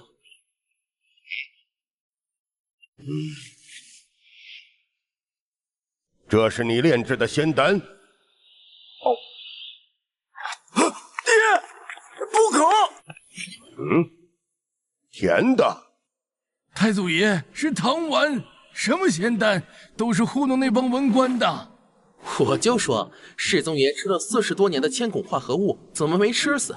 咱大明的皇帝做到你这个份上，也是没谁了。老祖宗，孙儿这一朝人精太多了，我这样做还真斗不过他们。什么人精，都是大明的掘墓人。明日把他们都叫来，咱替你好好杀一波这群文官。太祖爷，其他人都可以杀，有个人杀不得。谁？难道是严嵩或者虚阶、高拱？是张居正。怎么会是他？朕给子孙后代准备的首辅人选中就有张居正，不过比起徐阶、高拱，他还稍显不如吧。玄孙，给咱讲讲这个人。如果说于谦为大明续命200年，那张居正就为大明续命60年。难道外敌又打到京城了？不是打仗，是改革。张居正的改革让大明后期重新焕发生机。说说看，如果他这个改革可行，其他平行世界也可以推广啊。对，张居正改革始于万历朝，此次改革可以说是自秦汉以来最成功的一次改革，比起北宋王安石改革，有过之而无不及。这个张居正真有那么厉害？改革的具体措施都有哪些啊？经济上，张居正以一条鞭法为铜烂，减轻了百姓的不合理赋税负担。政治上，张居正整顿吏治，以尊主权、苛吏职、信赏罚、号令为主，淘汰并惩治了一大批官员。军事上，张居正启用戚继光、李成梁等将领，倭寇、鞑靼得以扫除。财政上，张居正开源节流，使国库再次充盈。毫不夸张地说，正是张居正改革，让摇摇欲坠的大明王朝再次回光返照，强行续命了60年。这家伙真倒是小瞧他了。咱大明要是多几个于谦、张居正这样的股肱之臣就好了。是啊，可惜的是，自古扶大厦将倾者，都没有什么好下场。难道张居正也被杀了？那倒没有，只是在他死后，张家被清算抄家了，就连死去的张居正也差点被开棺鞭尸。这又是咱的哪个混账子孙干的？世宗爷的孙子，万历帝朱翊钧。这小子在哪儿？咱现在就打死这混账！老祖宗，朕那孙儿还是个孩童，可经不起您老抽的。明日上朝时将他带来，咱瞅瞅。是。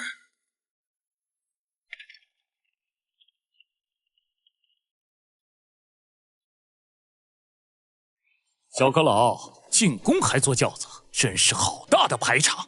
你眼中可还有天下苍生4个字？哼，张居正，你有什么资格来教训我？大明朝2京1市3省，是在我身上担着，天下苍生这几个字，还轮不到你来说。严世蕃，你耻谈为国，得意不了多久。还敢谈痴谈为国？国库空虚，我和家父想尽办法弥补亏空，你们却想方设法釜底抽薪。几时想过我？几时想过我大明朝？你剿吧，你们就剿吧！小湖东县前方打仗没了军师，吃了败仗，搅得东南大乱，把大明朝亡了。无非陪着你们一起玩命就是。哼！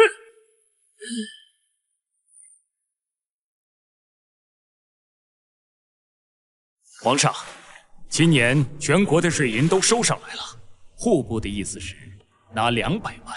你是说税银收了300万两，朕只能分200万两，圣上，200万是人家户部小阁老的，就这样您还要谢谢小阁老。圣上，200万是人家户部小阁老的，就这样您还要谢谢小阁老。朕的钱他们拿200万。听说小阁老昨天已经娶了第9房姨太太了。不要再东扯西扯了，皇上，奸臣已经自己跳出来了，高拱是一个，还有张居正，这2人密谋结党，不就是想将我拉下马吗？奸臣？怎么，整个大明朝就独小阁老一人是忠臣？你拉拢胡宗宪，鼓动军队，难道没有不轨之心？军队的事，太子也有参与，难道他也有不轨之心？你的意思是，朕的儿子也结党？皇上，臣等冤枉！你们父子冤不冤枉？还是让太祖爷评判吧。皇上，你说谁？太祖、成祖。什么成祖？老子是明。严嵩，听咱玄孙说，你在历史中那可是10大奸臣呐！哎呀，太祖爷，老臣知罪。严世蕃，还不快跪下！你倒是识趣。平生报效为赤忠，身死从人说是非。太祖爷，老臣20年首辅做下来有功有过，但无愧于大明，更无愧于皇上。皇上，我们父子这些年把持朝政，卖官鬻爵，党同伐异，那都是在您的指使下做的呀！住嘴！朕什么时候让你们做这些事了？都是你们曲解了朕的意思。皇上，你蠢货，还嫌不够丢人吗？玄孙，你说严嵩该不该杀？该杀。不过站在您的视角上看，说他是奸臣，倒还不至于。说得对，这老小子比胡惟庸之躯。来人，将这2人带下去，处以极刑，以谢天下百姓。将这2人带下去，处以极刑，以谢天下百姓。原府抄没，家人流放岭南。谢太祖爷。皇上，世人常说你自私凉薄，果然如此。还不快带下去！在场诸位，谁是严党？站出来，让咱瞧瞧。李侍郎，你不是严党，谁是严党？呸！严阁老80大寿的时候，遗嘱请起大明天，这局事是不是你做的？就凭你，还有脸指责我是严党？杨老贼过寿，我一次没去过，就凭这就可以骂你们一句严党？你是严党，你是严党，你才是严党呢！这他妈还是文官吗？真是有辱斯文！奶奶的，打老子做甚？都住手！住手！是。许节是吧？你的指令比皇帝的圣旨都灵啊！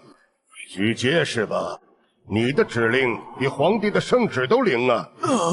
臣不敢，太祖爷，皇上数十年不上朝，这群大臣听惯了内阁的命令，所以……许节，你是忠臣还是奸臣？太祖爷，这朝堂之上，只有严嵩父子是奸臣，我们都是一心为民的良臣。对，没错。是吗？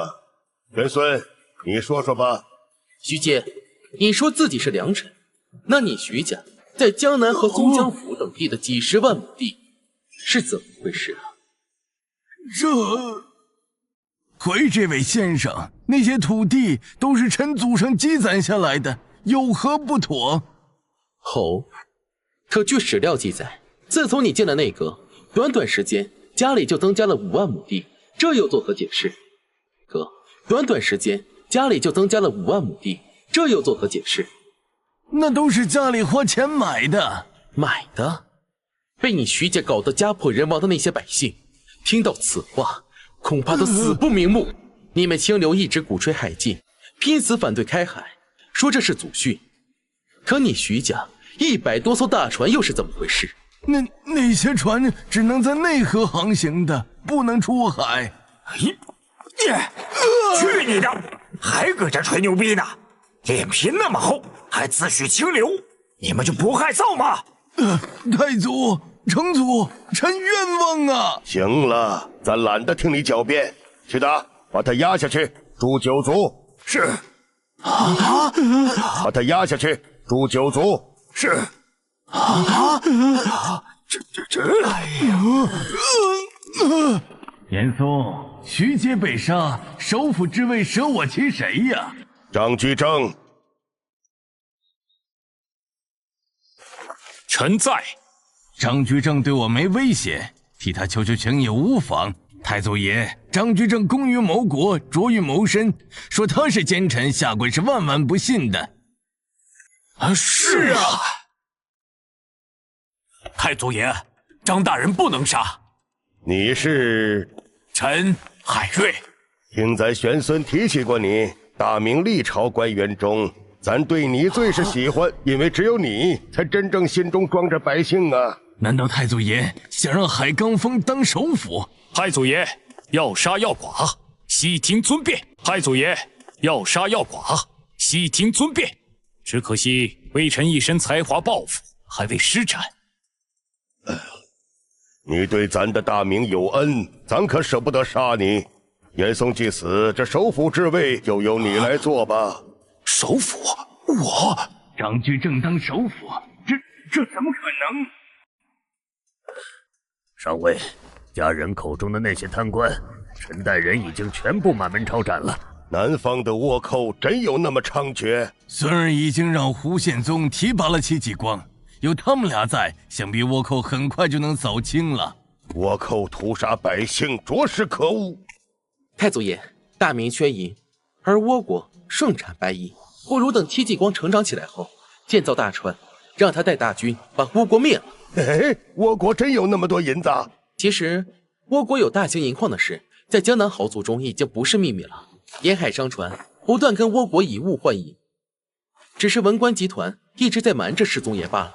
这群混账东西，那可都是真的银子呀！等穆宗爷继位后，文官集团眼看白银内流的情况已经瞒不住了，这才同意解除海禁，也就是历史上著名的隆庆开关。奶奶的，咱颁布禁海令，本意是想巩固海防，不想竟肥了这帮江南豪族。杀！接着给咱杀！杀！接着给咱杀！是。儿臣把朱翊钧带来了。皇爷爷。嗨，我的大孙子。太祖爷，这就是朕的孙子。能杀死张居正，这小子长大指定也是个昏君。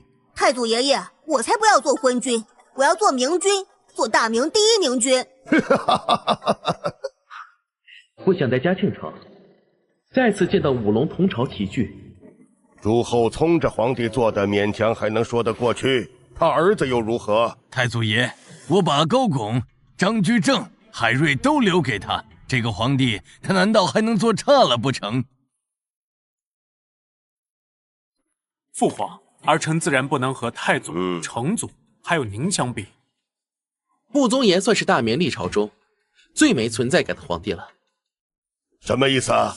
难道朱载后和我家老大一样，登基不久便早逝了？有这方面原因，穆宗爷在位6年就去世了，终年36岁。据说是因为荒淫无度才。你奶奶的，又是个昏君！老四，把刀递过来，咱要亲手砍了他！啊！太祖爷爷，别打我父王！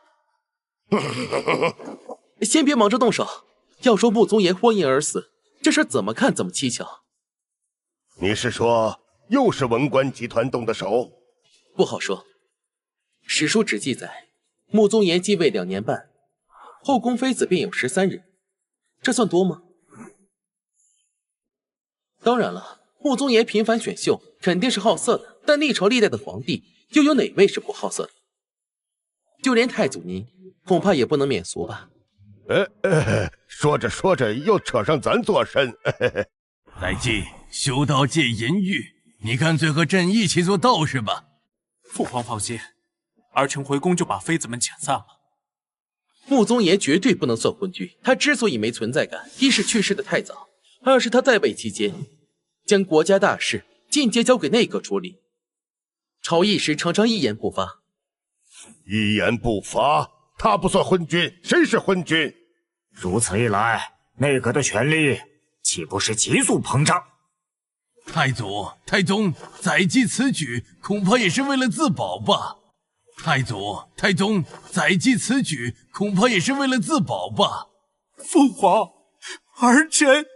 大明除太祖、太宗外，历朝想要有作为的皇帝，好像都没什么好下场，反倒是像嘉靖帝、万历帝这样数十年不上朝的，才能活得长久。咱明白了，朱载基之所以早亡，难道和他主张开海有关？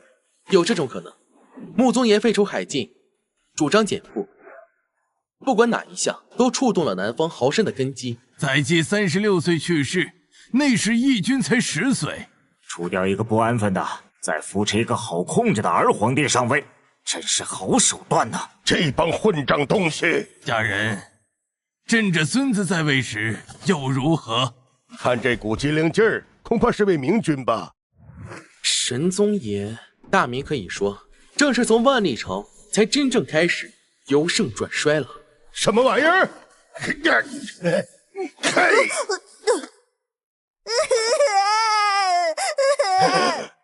咱早该知道，想把张居正挫骨扬灰之人，又怎能算得上明君？太祖爷，消消火。其实万历皇帝之所以如此痛恨张居正，也是有原因的。他能有何原因？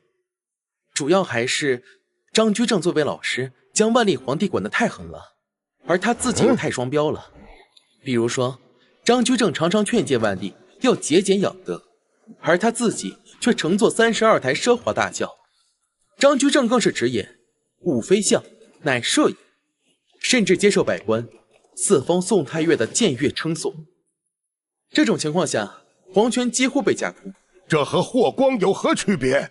张居正不是完人，至少在他生前，从没想过将大明江山取而代之。按理来说，张居正变法后，大明应该再次中兴才对，为何走向衰落了？按理来说，张居正变法后，大明应该再次中兴才对，为何走向衰落了？张居正的改革不算彻底成功，在他死后，朱翊钧便将变法政策全部废除了。当然，这其中肯定也有文官推波助澜，毕竟最不想变法成功的便是他们了。糊涂玩意儿，他还做了哪些蠢事？万历皇帝能说的事情太多了，他在位足足48年，和世宗爷加起来，2人在位时长占了大明1半国祚。这小子如何活那么久的？不会是……没错，万历皇帝和您一样，在位48年，有28年不上朝。娘的，和咱相比，你们就是群懒猪！爷，2个最懒的皇帝，成了大明除了您之外，在位时间最长的皇帝，这上哪说人家？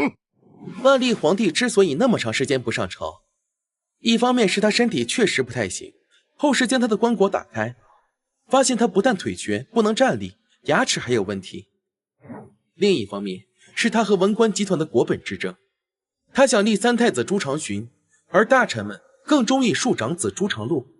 什么国本之争？说到底还是权力之争吧。不说了，孩童不经打。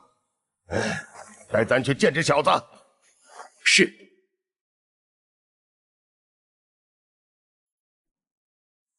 恭送大明太祖皇帝。张居正、海瑞、吴宪宗、戚继光这几人，都是咱大明的青天白玉珠，千万不能杀，听到了没有？是。说，今日授课为何迟到？张使，不知怎的，朕这2天腿疼难耐，实在走不快。胡说！御医都说了，你腿无大碍，还敢撒谎？义军不听话，如何做好一个好皇帝？快，把手伸出来！张使，不好！张使，快看，你身后是什么？啊！还想？这是护驾，快来人护驾！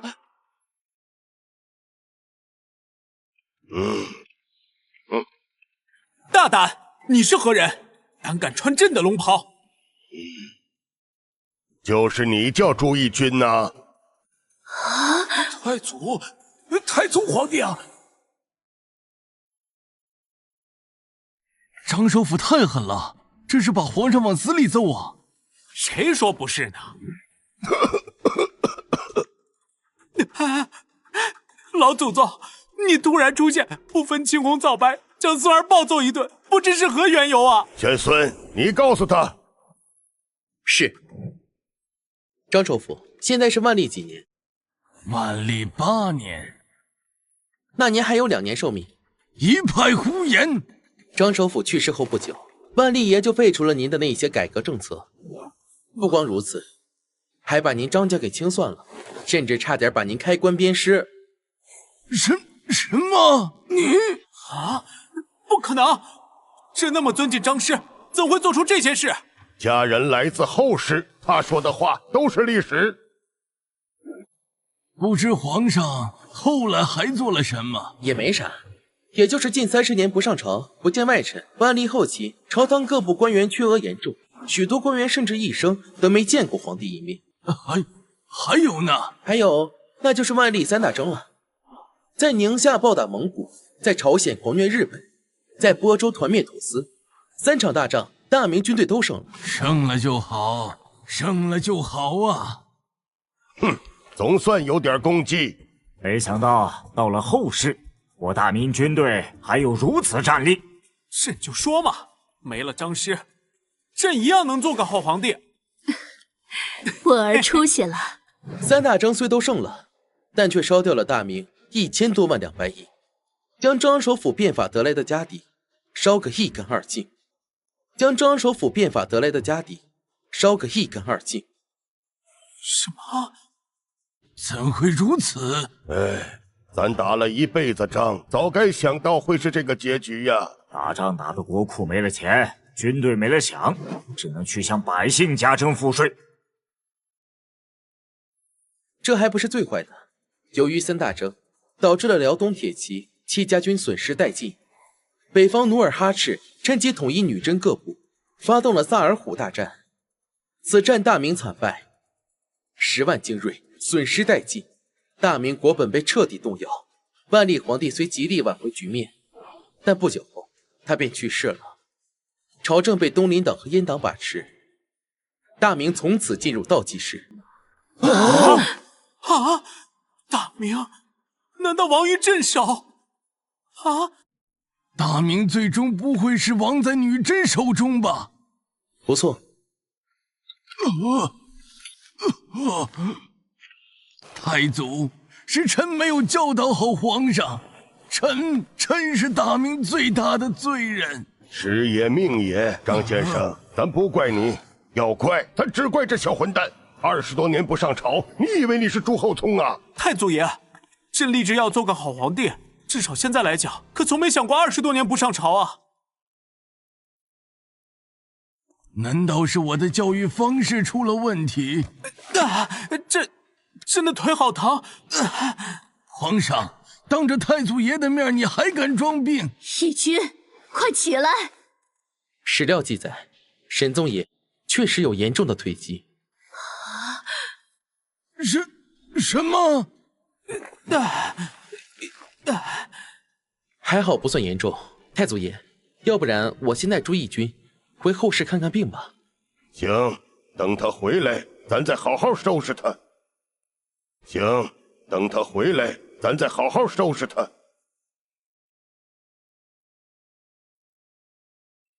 太祖爷，我们回来了。回来了。太祖爷，那后世的医生说我得了什么糖尿病，吃了药后现在好多了。那医院还把我牙疼的毛病治好了。太祖爷，你是不知道，牙疼不是病，疼起来……行了行了，你小子话怎么那么多？在我面前，皇上少言寡语，可从没有这样活泼。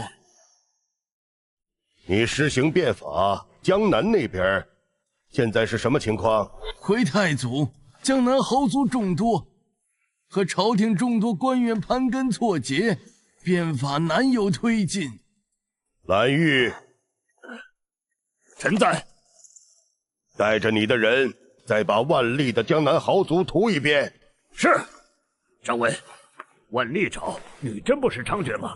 不如也交给臣解决吧。不急，玄孙已经把后世那些大炮长枪的图纸交给了咱，等工匠造出来后，咱命人带着军队，挨个将不同时空的女真部全突突了。是。徐将军，我将万历朝的贪官都写在这张纸上了，回头你挨个收拾就行了。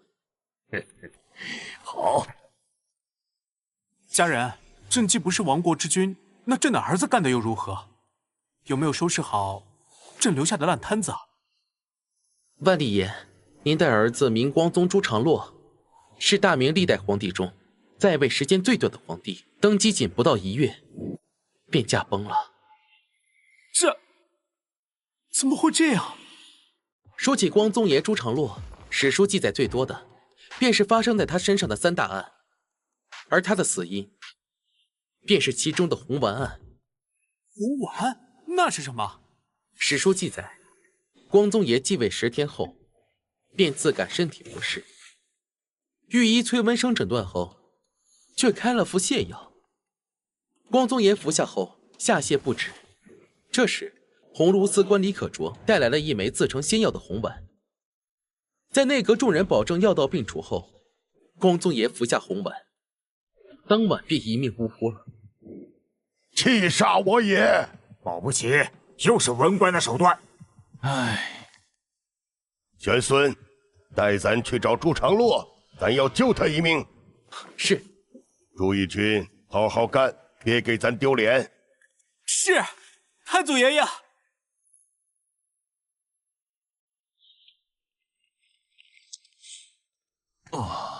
张首府，这可对你教育万历爷，兴许有用。好。对了，张首府，您和李太后间没私情吧？此传言你听谁所说？再见了，张首府。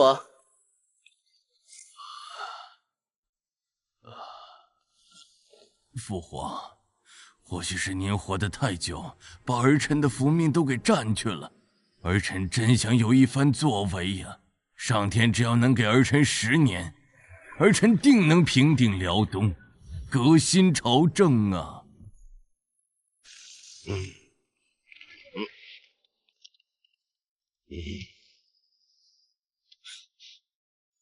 来晚了。是太祖，朕不是在做梦吧？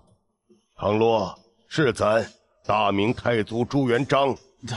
太祖爷爷，孙儿刚想中兴大明，可惜呀。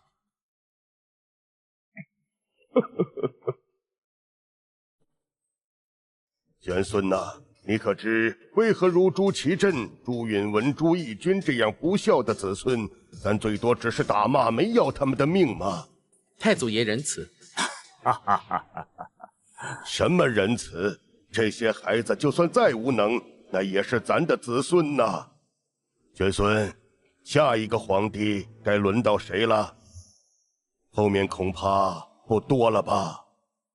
还剩最后2位，大明276年国祚就彻底走到头了。下一位有点奇葩，是大明著名的木匠皇帝。木匠？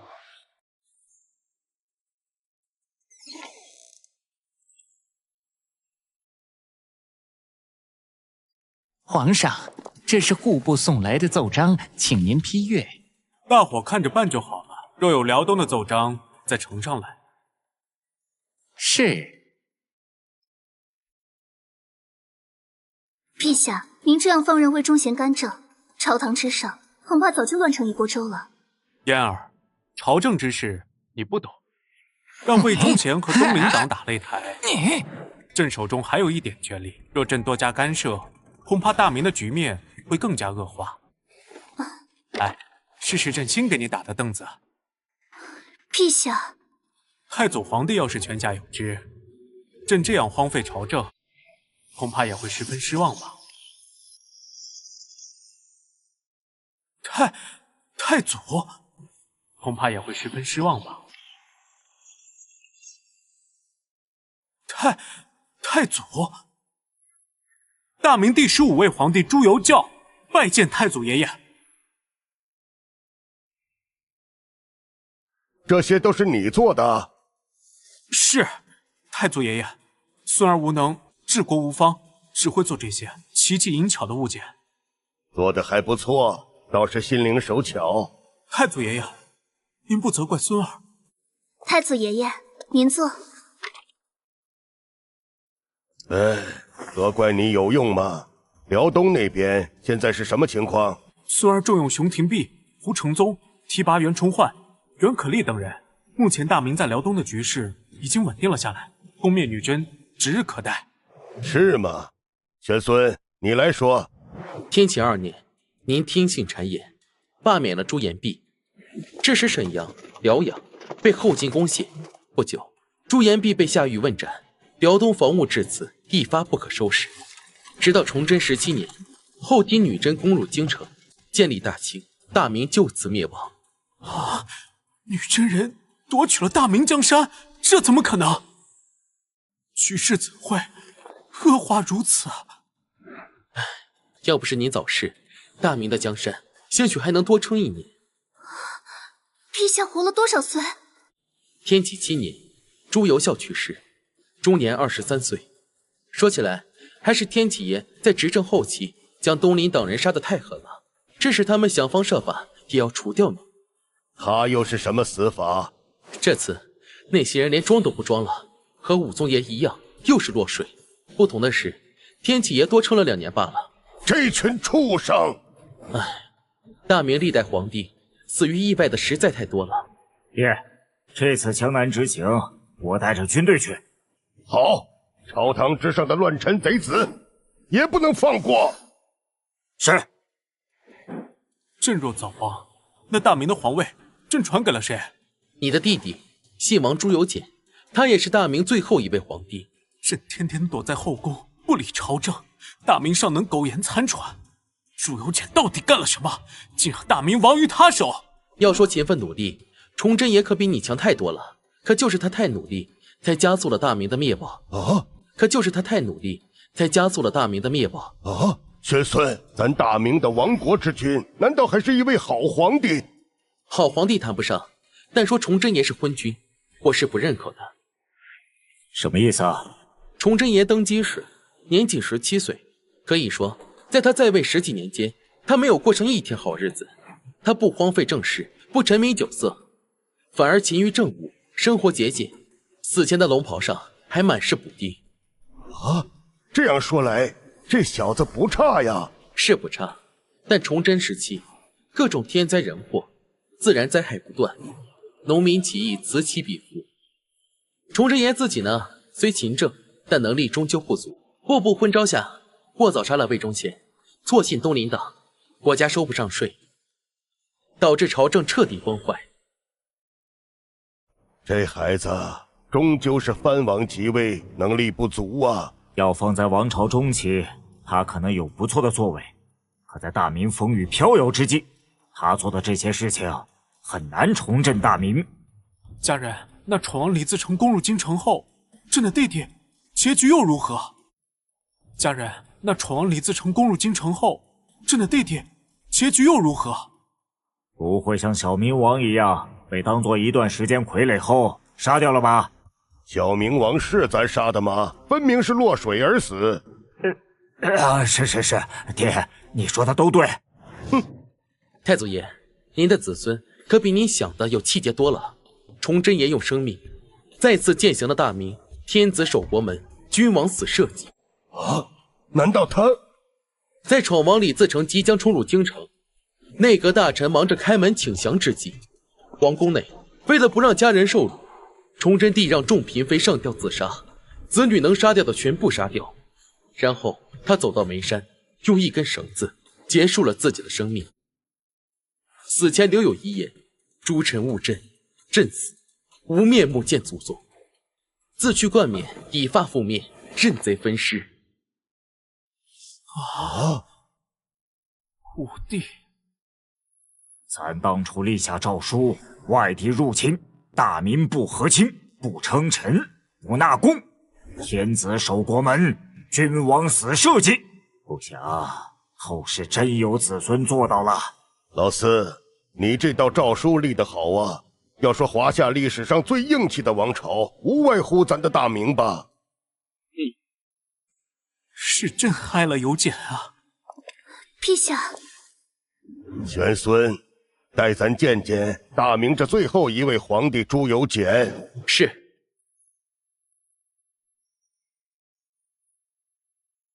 老四，你就留在天启朝，忙完再来找我们。是。有效，少做点工匠活，多操心些国事。谨遵太祖爷爷圣命。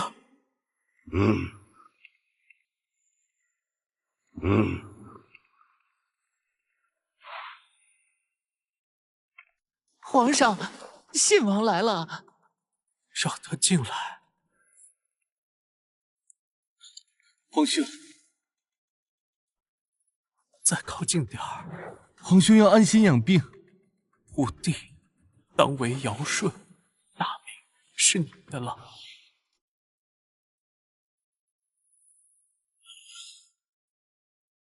皇兄，你放心，弟一定做大明的中兴之君。好像传早了。太祖爷爷，孙儿痴迷木匠活，不思朝政，毁了大明江山。有效，咱不怪你。混账东西，别再传错了，故意看咱出丑是吧？太祖爷放心，这次一定不传错。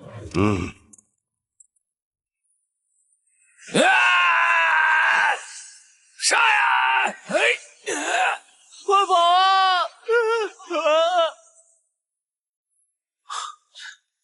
啊！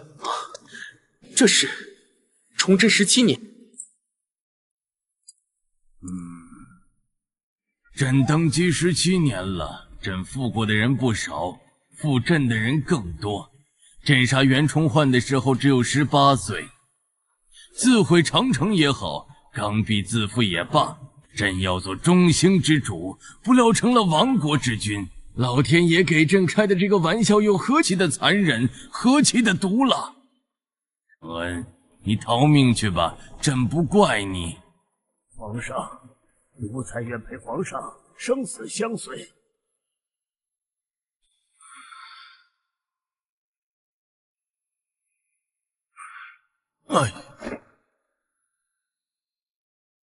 恭送大明皇帝上路。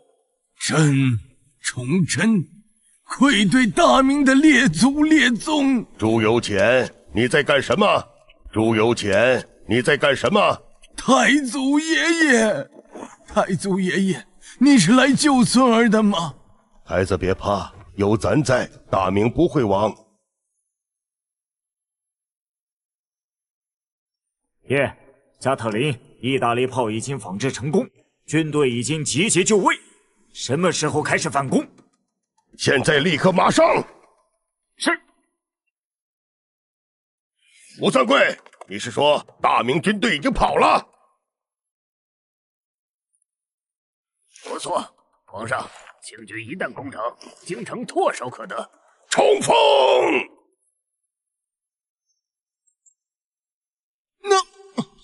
那是什么？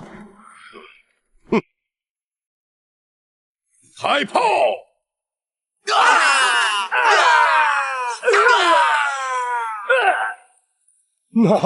那是什么？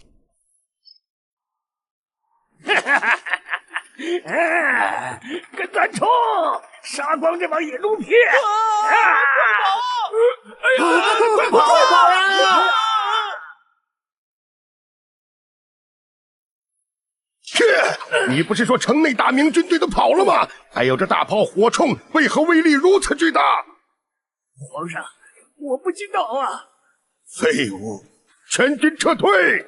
跑啊！快跑！撤！太祖爷，我们好像胜了。玄孙，你提供这俩武器威力太大了，还有威力更大的没使出来呢。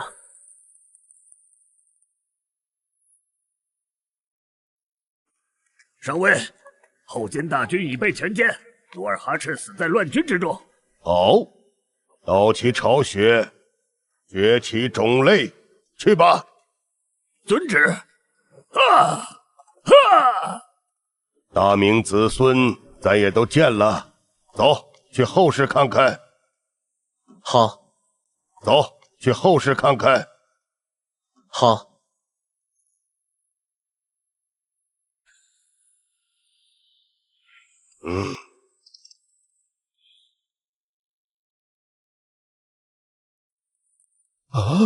不想后事就会变成了这样。爷爷，您这身装扮是洪武大帝朱元璋吗？哦，是啊。